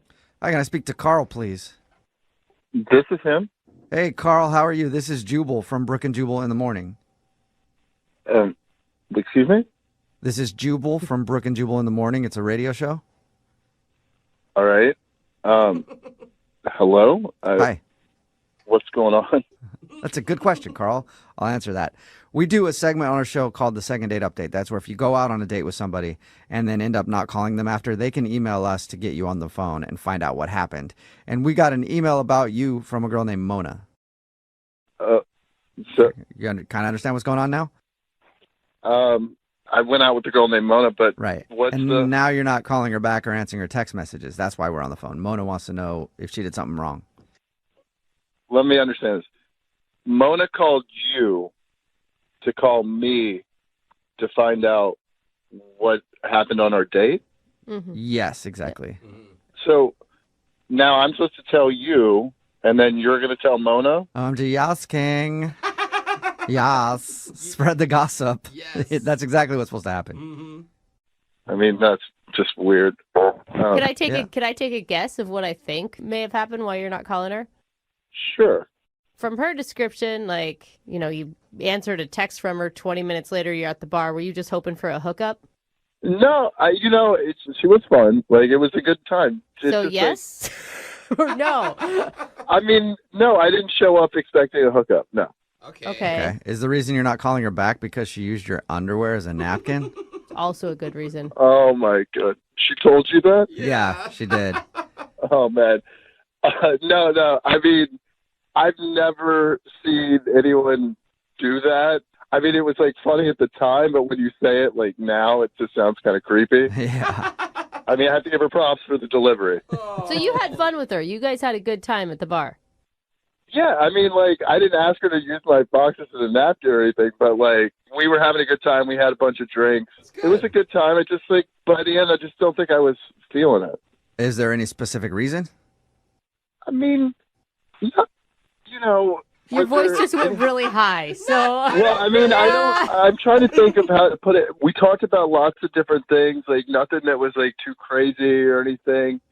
But she just, like, didn't seem necessarily, like, the sharpest person.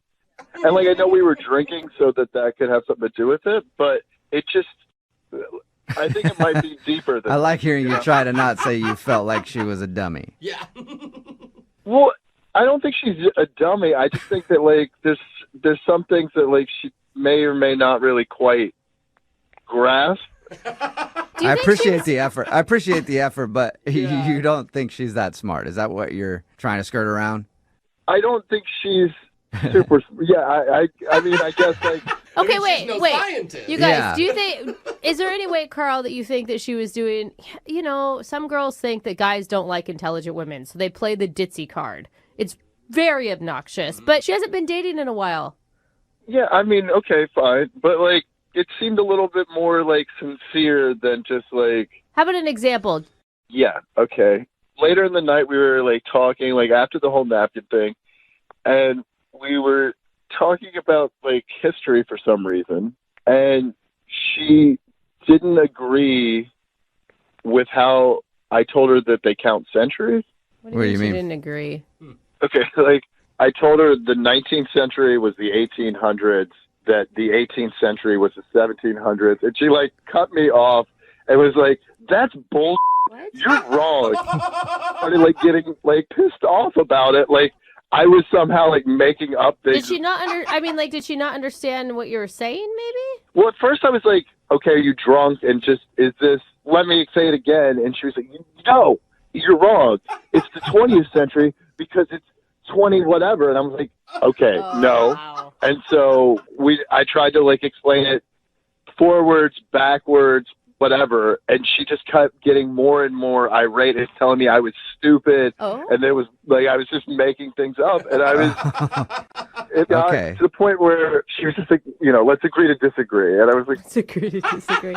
Why is there so much of that in the world right now? Let's agree to disagree on, like, facts. Yeah. Well, I was like, you're the only one disagreeing. Like, I didn't want to get other people involved because, like, we just met. I wasn't, like, trying to belittle her, and, like, she just kept arguing, getting more belligerent about it as it went on. Whoa. Okay, so she was actually getting angry with you. not like physical, but close. It's like, how is this the first Okay. time that it's come up for her? Yeah. Maybe she avoids talking about history. I don't know. That's a good question. We should ask her about that because, Carl, guess what? Mona is actually on the other line listening and wants to talk to you. What? What? Yeah. Yeah. Unless she. Hi, Carl. Yep, she's still there. Hey, Mona. Yeah. So I'm not intelligent enough for you? Oh, Is that what you're trying hold to on. No. say? It kind of came down to the whole thing about the centuries. But you're It's not wrong. about not being intelligent. I'm not wrong. You are wrong. Mona. Okay. We're in the 20th century. You know when the movie opens up and it says 20th century? It's because we're in the 20th century. No, that's Shut that's up, just the Mona. name of it is 20th Century Fox. Or Yeah, whatever. that's the name of the company. Right, And because that's we're in when the it was 20th founded century. in the 1900s. Wait, so Mona, you're saying if a movie comes out and it's the year 21 something, it's going to be changed to the 21st century movie? Absolutely. Oh, Mona, are you trolling us? You can't honestly believe that. Guys, you know what? I went to college. I got an A+ in history. I know my centuries. There's no way you got an A+ in history. I think totally did. We are in the 20th century right now. In the 1900s, it was the 19th century. Well, when you're first born, like till that anniversary of the day of your birth, are you 1 year old? Yeah, it's your first birthday. It's your first birthday, and then you're starting the beginning after your first year. You're starting on your second year, but you're not a year old until you're a year old. So how could you Carl, have are you the first- hurting your brain right now? Because you're not making any sense. it's actually kind of making sense, though, Mona. You're not making any sense, Carl. We are in the 20th century right now. Because You see what I had to deal with? Like this, like when she was drunk, I thought it made more sense. But like this is And I don't even think that it's a point of being wrong about it. Like, I could see, Mona, you not understanding it for whatever reason. But why? I completely understand it. What are you talking No, you about? don't. But, no, you For the don't. bull, I completely understand what I'm talking No, about. Mona, he's you saying don't, like though. the first century was the zeros, and then when we got to like How do you the know? year, Wait, what? What are you talking about? Were you back that's then? why it's always Were you off. alive back then? You were not alive back then. You don't know. Neither were you, Mona. Say, Mona, if you're going to say that you don't know, then you weren't alive back then either. So how do you But know? I did pass history. I mean, did you guys pass history? I don't think Mona. so. I didn't, but I passed like fourth grade history. That's when they teach you that. And he even knows that. Yeah, it's bad. Mona, have you ever tried to look it up to like fact check yourself? Yeah, Google it right now. You know what, guys? Guys, stop. Just cut it out now. Enough. Enough is enough. Okay, I know But- what I'm talking about. Is there anything that will change your mind at all? Maybe when we go into 2100, then it'll be the Oh my 21st. gosh. Can we This move is on what's from the so numbers? frustrating right now. Like, Mona, why can't you admit that you're wrong? I don't understand that. This isn't about even the centuries because you know in the back of your head that you're wrong. You know what? Like, I'm not wrong. You guys are just trying to brain shame me right now. It's kind of bordering on bullying, by the way. oh Brain my shaming. gosh. I've never heard of brain shaming before, but thank you, Mona. Carl, gosh. Can we go to I got the it. date? Yeah, we got to get off this conversation. This is frustrating. Carl, yeah, get back to the You 21st guys are century. just bullies at this point. yeah, whatever century we're in right now. Such Oh, bullies. man. Oh, my God. Carl, would you like to go on a second date with Mona? We'll pay for it. I think she's just too feisty, and like I don't want to waste her time. Carl, you're intimidated by a strong, intelligent woman. That's all. I don't think that's it, Mona. That's all it is, Carl. Yeah, you figured it out. Yep. All right, Mona, do you even want a second date with Carl? Not as somebody who doesn't know how to count. No. Okay. Well, then I guess it was a good second date update for you because we figured out the reason. There we go. There you go. All right. Well, thank you, Carl, for your time. And Mona, appreciate you emailing the show and everything else. And I'm sorry if you felt brain shamed. Yes, thanks for listening. And I hope you'll be a listener until the 21st century and the 22nd century and all the centuries. Brooke and Jubal in the morning. Text in at 78592 that says we should find out who her history teacher is and have them fired. Brooke and Jubal in the morning. Yeah. Talking about today's second date update. If you missed it, Mona wanted to call this dude named Carl. They went out one night, got drunk on her date, and did probably one of the most disgusting things that we've heard in a second date update. She dared him to take his underwear off. So he went to the bathroom, took his underwear off, and brought it back to her at the table, and then she used it as a napkin, trying to be funny. That was already gross, but that wasn't the big problem on their date. When we got her on the phone, we found out the reason he wasn't calling back was because they got in a huge argument about centuries. Yes. She didn't believe that the 18th century means it's actually the 1900s, and the 19th century means it's the 2000s, and so on. Yeah. and she argued about it. She argued with everybody on the show, and she said that she got an A in history class, so she knows she's right. You know, facts just don't exist in this world anymore. No, they don't. It used to be that there was just some things that were true, and now you can argue everything, apparently. Fake news, Yeah, he not said the real. fact that she just wouldn't hear the truth and wouldn't listen to the facts and would argue this constantly was unattractive, so he didn't want to go out with her again. No second date. Remember, if you want to do a second date update, all you have to do is email the show, and we will call the person who didn't call you back. Young Jeffrey's Song of the Week is coming up in just a few minutes at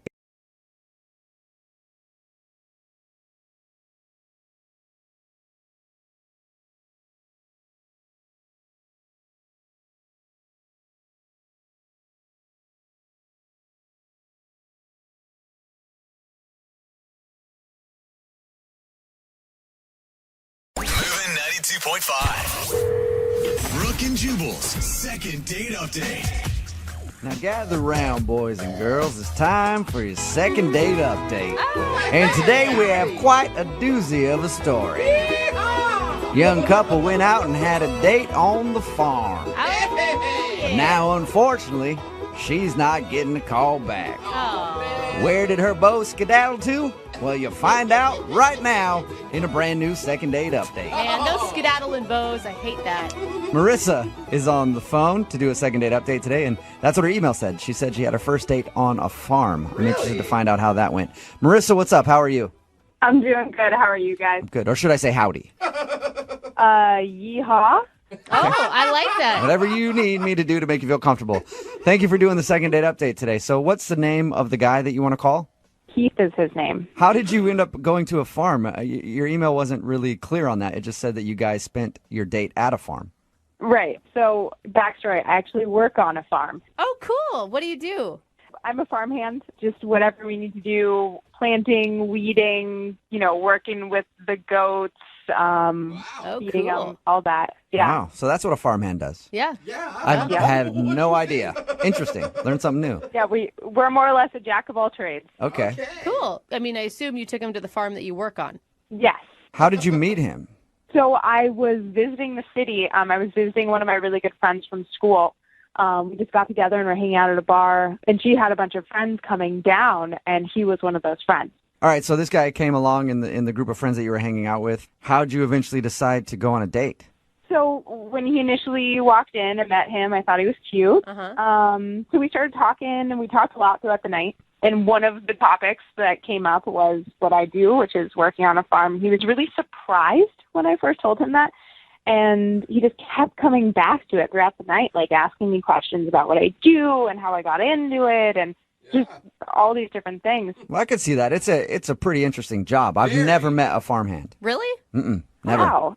You guys sure are city slickers. That's huh? why I said, like I said, I've only lived in cities my whole life. I've never been out on farms or anything. Do you think he was using it as a way to get to know you, or do you think that he was more interested in the farm than you? I thought he was very interested in me because we had other conversations about other stuff, I don't know, maybe he was competitive because I said to him, come out and see if you can handle it. So I did kind of goad him a little bit, but he seemed excited. So he came out and we spent the whole day building a goat pen. That's awesome. A goat pen. I think that that's a really cool way to, one, get to know somebody and really know their personality. How did it go? He was a trooper. He definitely struggled a little bit. I think it was tiring for him. But was he a dude with know-how? Or did you have to instruct him the whole time? No, he definitely needed the instruction. But he picked stuff up quickly. But, you're not used to using muscles like that. You get tired. If it would have been me, I'd have been like, you want me to nail what into what? No. It's so dirty in here. Did you see the shoes I wore for Can this we just date? go inside and watch some Netflix or something? Yeah, no, he did show up in Converse, but that was all right.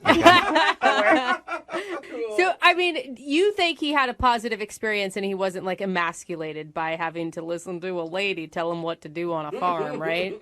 No, he was totally cool with that. There was one slightly embarrassing moment that happened. After we were finished and we got all the goats in there, we were putting down hay for them and he was bending over. And one of the goats jumped on, kind of mounted him and started humping him. So he got humped by a goat in the goat pen. I was going to ask if he got any action on this date, but I guess you just answered my question. Well, he did. Actually, what was even funnier was that he didn't quite get it. He thought the goat just really liked him. He's like, "Oh, look, the goat really likes me," and then I kind of had to pull the goat off of him. Really like Yeah, it likes you. He realized what was really going on at that point. The goat likes you a little too much. Get the goat off of your back.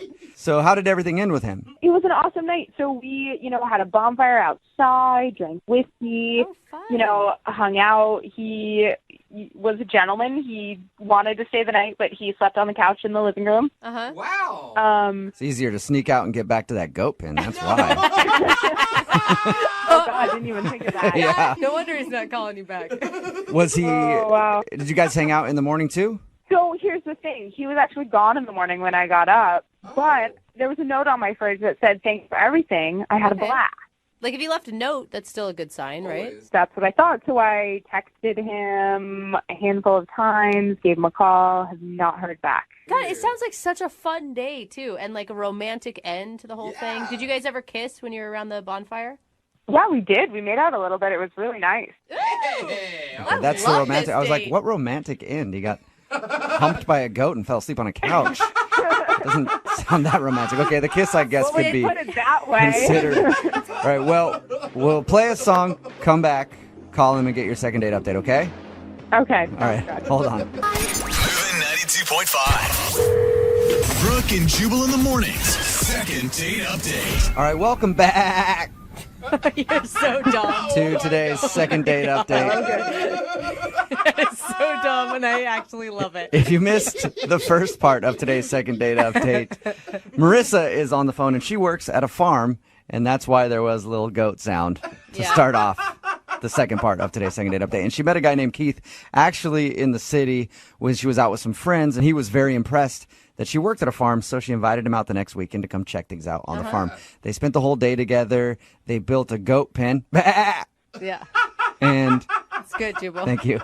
And then they had like a bonfire and whatever at night. And he slept on the couch. She woke up the next morning to find a note on the refrigerator that said, "I had a great time." And now she's heard nothing from him. So we're about to call him and find out what the reason is. Marissa, you ready? Yes.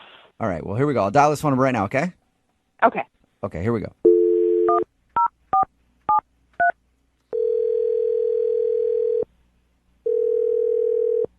Hello? Hello?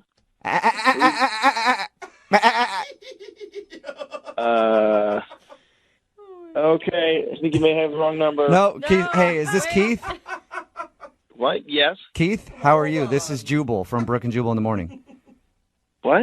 Yeah, he's This is Jubal from Brooke and Jubal in the Morning. It's a radio show.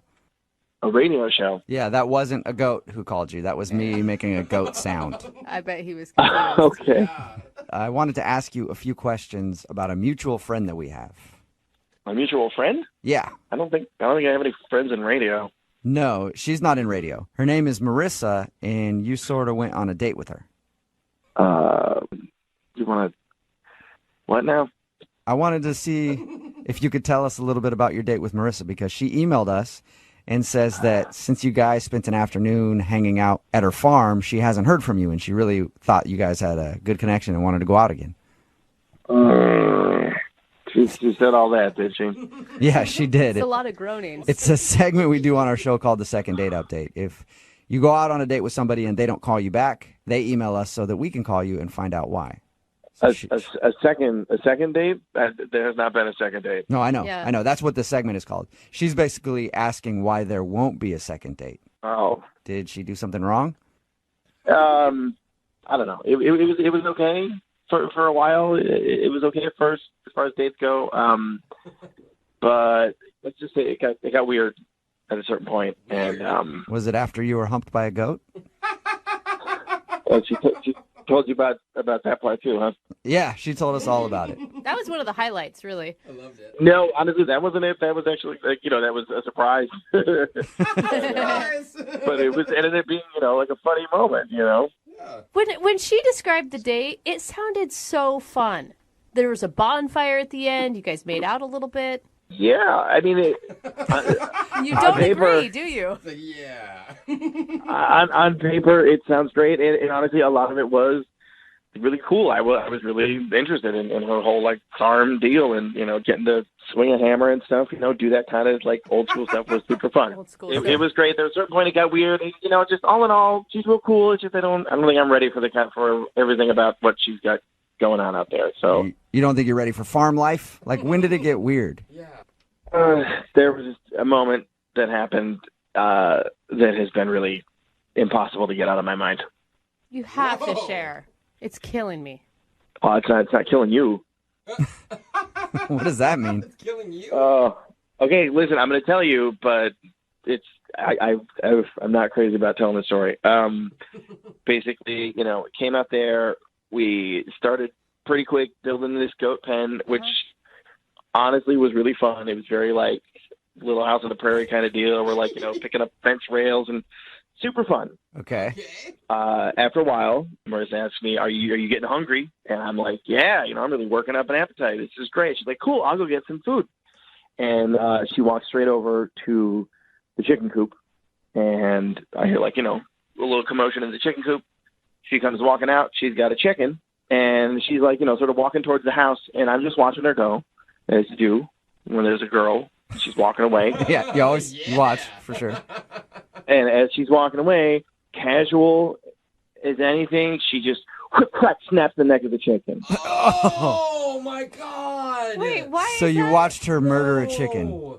Yeah. She just snapped its Well, you neck. guys, come. It's farm life, man. Yeah, but you don't just kill an innocent chicken. Yeah, Hey, you do if you want to eat innocent chicken, chicken. for lunch. Absolutely, you do. You pluck it, you cut the head off, and you go to town. Yeah, I mean, maybe that's how it's done, but I never wanted to see it happen, and I never had seen it happen, and I never want to see it again. I'm like you. I just like to pretend that somehow the chicken shows up cooked on my plate. That's how it's born. So, like, I know intellectually it was once alive, and now it's a sandwich, but, like, I mean, I see the head of the chicken is pointing the wrong way now. And she didn't even break stride. She just crack, la, la, la, walking down the way with this, dead feather thing in her hand. Wow, that's it? Wait, who's that? It's Marissa. Yeah, Keith. I should have told you Marissa is actually on the other line listening and wants to talk to you. Well, you did not say she was on the phone right now, dude. I know. Slipped my mind. I'm sorry about that. I completely forgot. But now maybe you guys can talk it out a little bit. I don't know. Listen, Hello? Keith, I knew this was your first time at a farm, but, like, I didn't think that you were naive enough to not know where a chicken comes from. Like, the stuff on your plate, it gets there. It's not like I sing a little song to it and it goes to sleep and then we have a chicken recent roast. You know what I mean? Like, that's how it happens. I mean, yeah, listen, hey, I know that happens, okay, but I was not ready to see that, and you gave me no warning. If you'd said anything, if you'd said, hey, I'm going to go over here and rip the head off a chicken right now, I would have been at least able to brace myself or maybe look away. I probably would have looked away. Oh, come on. You're so dramatic. It wasn't that bad at all. First of all, I was walking away from you. You saw I had a chicken in my hand, and I said, are you hungry for dinner? Like, you can't connect the dots on that one? Honestly, I thought you were going to get some eggs. I wanted an omelet. He's like, makes sense. He's like, she's got a chicken. Clearly, she's planning on making an omelet. Keith. Yeah, it's not like I massage its butt and it gives me eggs. Like, that's not how it works. Dude, am I the only one here that's actually really impressed by Marissa? If anything, Keith, I think you should be turned on. I mean, a woman who can take a chicken from life to death, pluck it, and serve it to you for dinner is impressive. Thank you. I mean, if we were like, caveman times, I got a debit card. That's how I go and like hunt things, I don't have to go I don't have to put on like rubber overalls before I do it. Rubber overalls sound amazing. I need to know where to pick those up. It's just crazy. Like, you go and you eat chicken all the time, right? Like, why is this an issue? I used to. Oh, right. So now you're a vegetarian because of this whole thing? No, but Then you're just a hypocrite. Marissa, this is not like something, in my head or I'm thinking about it and like, oh, my principles. It's like it freaked me out. It freaked me out. I don't know if you noticed. But I did not eat any chicken that night. I could barely look at it because I saw what happened to it. And, that night I would sleep on the couch and I'd start to drift off and then I would just see you just snapping that thing's neck. Oh my God! You hear that, it was Marissa? A horror film. Keith didn't call you back because he thinks you're a monster. Oh my God! Honestly, I thought it was going to take. It has taken me longer than I thought to like start to get over it, and I have not touched chicken since. I can't. I don't even like to smell it. It freaks me out. Well, I can tell you it looks a lot worse if you're eating a pig or a cow. And here's the thing. I mean, the way Marissa did it, she probably had a name for the chicken. It lived a good life. You should be grateful for... Well, that makes it way worse. Come on. That's terrible. That makes it like it's a pet, like a puppy or something. For your information, her name is Sophia. Oh. There you go, Keith. God, great. Now I'm going to be having nightmares of Sophia's neck getting snapped. Thank you. Well, Keith, I have to ask the question. I think I know the answer. But would you like to go on a second date with Marissa? We will pay for it. I got to say no. No. Dude, Marissa, you are better off. You don't want a sissy city boy anyway. No complaint here. Oh, man. All right. Well, Marissa, there you But the issue is, like, he could have at least said something. Yeah. Keith, you never even said anything about it being an issue. Keith, you could have handled it exactly how I would have handled it if I saw that. If I saw her snap that chicken's neck, I would have screamed and ran. I would have done it. Brooke and Jubal in the morning. Text in at 78592 that says, OMG, city boys are so weak. I take offense to that. Yeah. The other day, I was getting a manicure, and they went a little too deep doing my cuticles, and that hurt. And you know what? I only cried a little. Oh, how manly. Yeah. And a lot of people are texting in at 78592 saying they'd love to date Marissa from today's second date update. If you missed it, Marissa met a dude named Keith. She works as a farmhand. He's like a dude, didn't know much about farms, so they went on a first date to her farm. And the reason that he wasn't calling her back, he's scared of her because he saw her murder a chicken. That's what she was making for dinner. And he saw her kill a chicken, and it was just way too much for him. Dude, I can barely bring a box of dinner to fruition on my stove, let alone kill a chicken and serve it to you. So, Most just people- saying, there's not much more woman than that. Most dudes are texting in at 78592 saying they'd love to date her and watch her kill chickens. I don't know. I'm undecided. I've never seen a chicken die in front of me, so You haven't? I don't know. No, I don't know how I feel about it. I'd be scared to see it and then find out that's my thing. So anyway, if you want to do a second date update, all you have to do is email the show, and we will call the person who didn't call you back. Moving 92.5.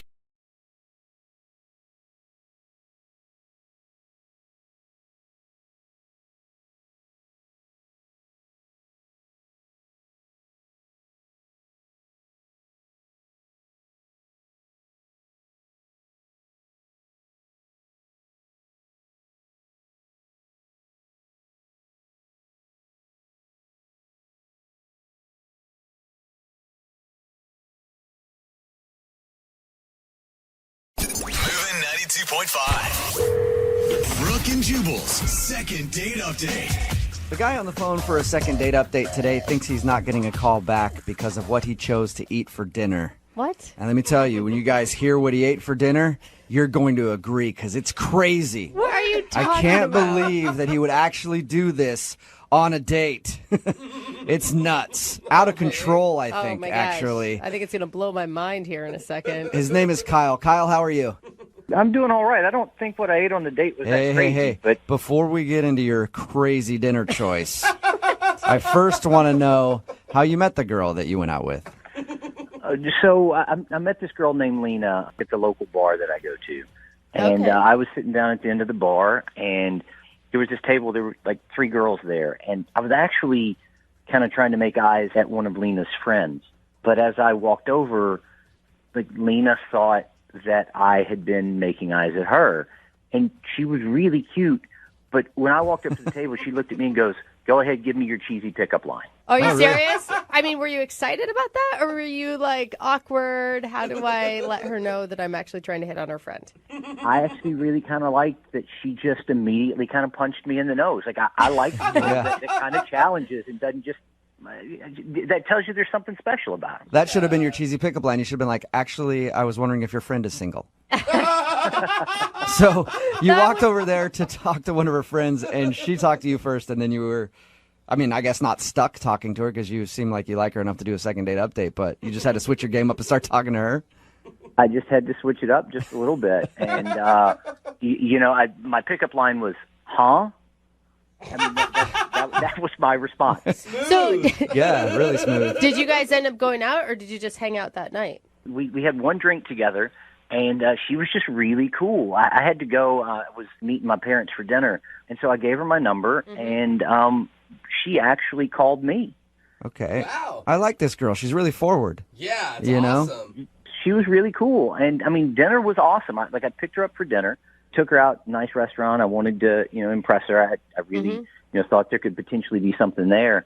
And let's talk about the dinner for a second, because your email said that you think the item that you chose to eat might be scaring her off. And after reading your email, I've got to say, I agree wholeheartedly, you madman. What did you order? This is killing me because I can't imagine ever not calling a guy over what he ate. I just ordered a salad.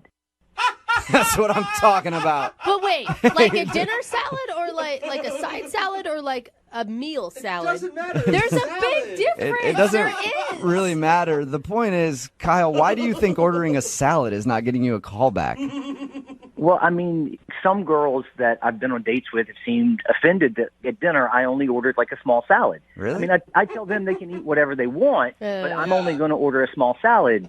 And sometimes in the past, girls have seemed offended by it. I could see, I could honestly see, I would feel like you were judging me for what I was eating, especially if you added the line, you can eat whatever you want, but I am diet conscious, and I am going to order a salad. Yeah, I could see that. I mean, it sounds kind of pretentious almost. But like, I really don't care what they eat. I try to treat my body well, and so I mean that's okay. See, now you are sounding pretentious. Like, yeah, you can go ahead and order some sort of fried something. I don't put anything like that in my body. Is that the way you posed it to her? No, that's not the way that. I mean, like when I told her, she seemed surprised but not put out. So I can't imagine that that's the way it came out of my mouth. But couldn't you? I mean, if this honestly has been a problem for you in the past, can't you just make an exception for one date night to maybe get crazy chicken or something? No, like I only eat salads for dinner. That is all that I eat. Why? Wow. My body is a temple. I work incredibly hard to make sure that I stay in good shape. Yeah. I feed myself well. I take vitamins. I exercise. I want to make sure that my body is in the best possible shape. Hearing you say this, did you harp on that the whole time? No, I mean, like we talked about her dog. We talked about my family. I mean, we had it. She seemed a little surprised, not put out, like I said. And then from there, conversation went very well. Can I ask, I think it's important to know, what did she order for dinner if you only had a little tiny salad? She ordered a steak. Okay, so maybe she wasn't put out by it. Maybe she didn't care what you ate at all. When the steak came out, like I even to reinforce that it was an okay decision. I said, "Good for you." I really didn't care what she ordered. I told her, I was like, "That steak looks really hearty." Really? No, that's a hefty meal you got there, lady. Good work. That's like when my dad growing up would tell me I'm good German working stock and I was built to carry heavy things. They're just not things that you want to hear. So how did she react after you told her that her meal was hearty? She dug in immediately and cleaned her plate. Okay, so it doesn't seem like the food thing bothered her that much, but that's... Either that or she was doing it out of spite. Guys, I don't think it was contentious like you're kind of making it out to be. I mean, she got to eat what she wanted. I got to eat what I wanted. Okay. And, yeah. Did you guys kiss at the end of the night? So at the end of the night, drove her home, and I'd been working up the courage all night to kiss her, and she looked at me. We made eye contact, and I leaned in to kiss her, and she turned her head and gave me a hug, and I ended up almost kissing her ear. Wow. No. I think it was just a miscommunication. I mean, it was a little awkward, but I mean, it was the first date. I understand. I did think that I would get a kiss. It had gone well, but called her. I sent her text, and I was looking to you guys for some help. Okay. Well, we'll play a song, come back, call her, and get your second date update, okay? Sounds good. All right, man. Hold on. Hello, EP.39. Brooke and Jubal in the mornings. Second date update. If you're just tuning in for today's second date update, I'll do something I don't normally do at the beginning of these. I'll go ahead and act out the first date that this guy went on. Yeah. Kyle is on the phone with us, and he wants us to call a girl named Lena today. I'll go ahead and act out their first date. They were sitting there at the table, and here's what happened. The waiter came up and asked what they would have to eat. And Kyle said, I'll just have a little salad. Can I have a tiny little salad and maybe just some low-cal dressing on the side? I might just dip my fork in it so there's a little bit of dressing on just each bite, but I'm not going to have too much dressing. And my sweet love, Lena, over there, what would you like? And Lena was like, I'll have a steak. I want a big steak and make it as rare as possible, please. I want to hear that thing moo on my plate because I like steak. It's like... Kyle, would you say that's a good representation of your date? It's a funny representation. Oh, okay. But that's nowhere near what happened. I'm surprised you didn't say uncanny. Kyle is on the phone. He wants to call Lena. He thinks the reason she's not calling him back is because he only had a salad on their date and she ate a steak. And at one point he said to her, hey, don't worry about eating that steak. That's a hearty little meal you got there. So bad. Which could be taken the wrong way. But he said the date was good. It ended with an awkward moment where he tried to give her a kiss and she gave him a hug. And she hasn't talked to him ever since. Kyle, we're about to call her. Any last words?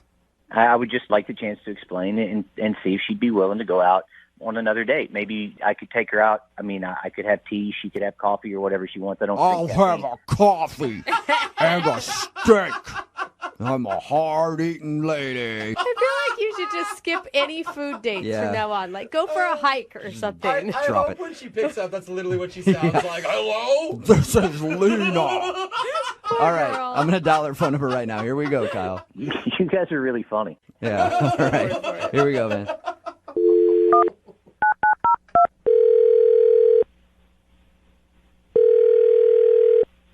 Hello? Hi, I was trying to get a hold of Lena. Yeah, this is she. Hey, Lena, how are you? My name is Jubal, and I host a radio show called Brooke and Jubal in the Morning. Okay. Why are you calling me? Well, I'm calling you because you recently went out on a date with one of our listeners, and he actually emailed us to see if we could get you on the phone. Wait, you're a radio station? Yes. You work for a radio station? No, I am the radio station. You are the radio station? Yes. We do a segment. Serious? Yeah, I am. We do a segment on our show. It's called the Second Date Update. Kyle told us that he went on a date with you, and he would love to see you again, except you're not answering any of his phone calls or text messages. Okay. So he asked us if we could get you on the phone and find out if something went wrong. It's like a real thing. Like people call in. And Yeah. Like, It sounds dumb. It very happens. real. It happens all the you're time. really a radio station. This is like a real thing. I promise. I'm just calling on behalf of Kyle. He wants to know what happened. Yeah, he's nice. Yeah, Okay. What a rave review. Sounds like you're dodging the question quite a bit there.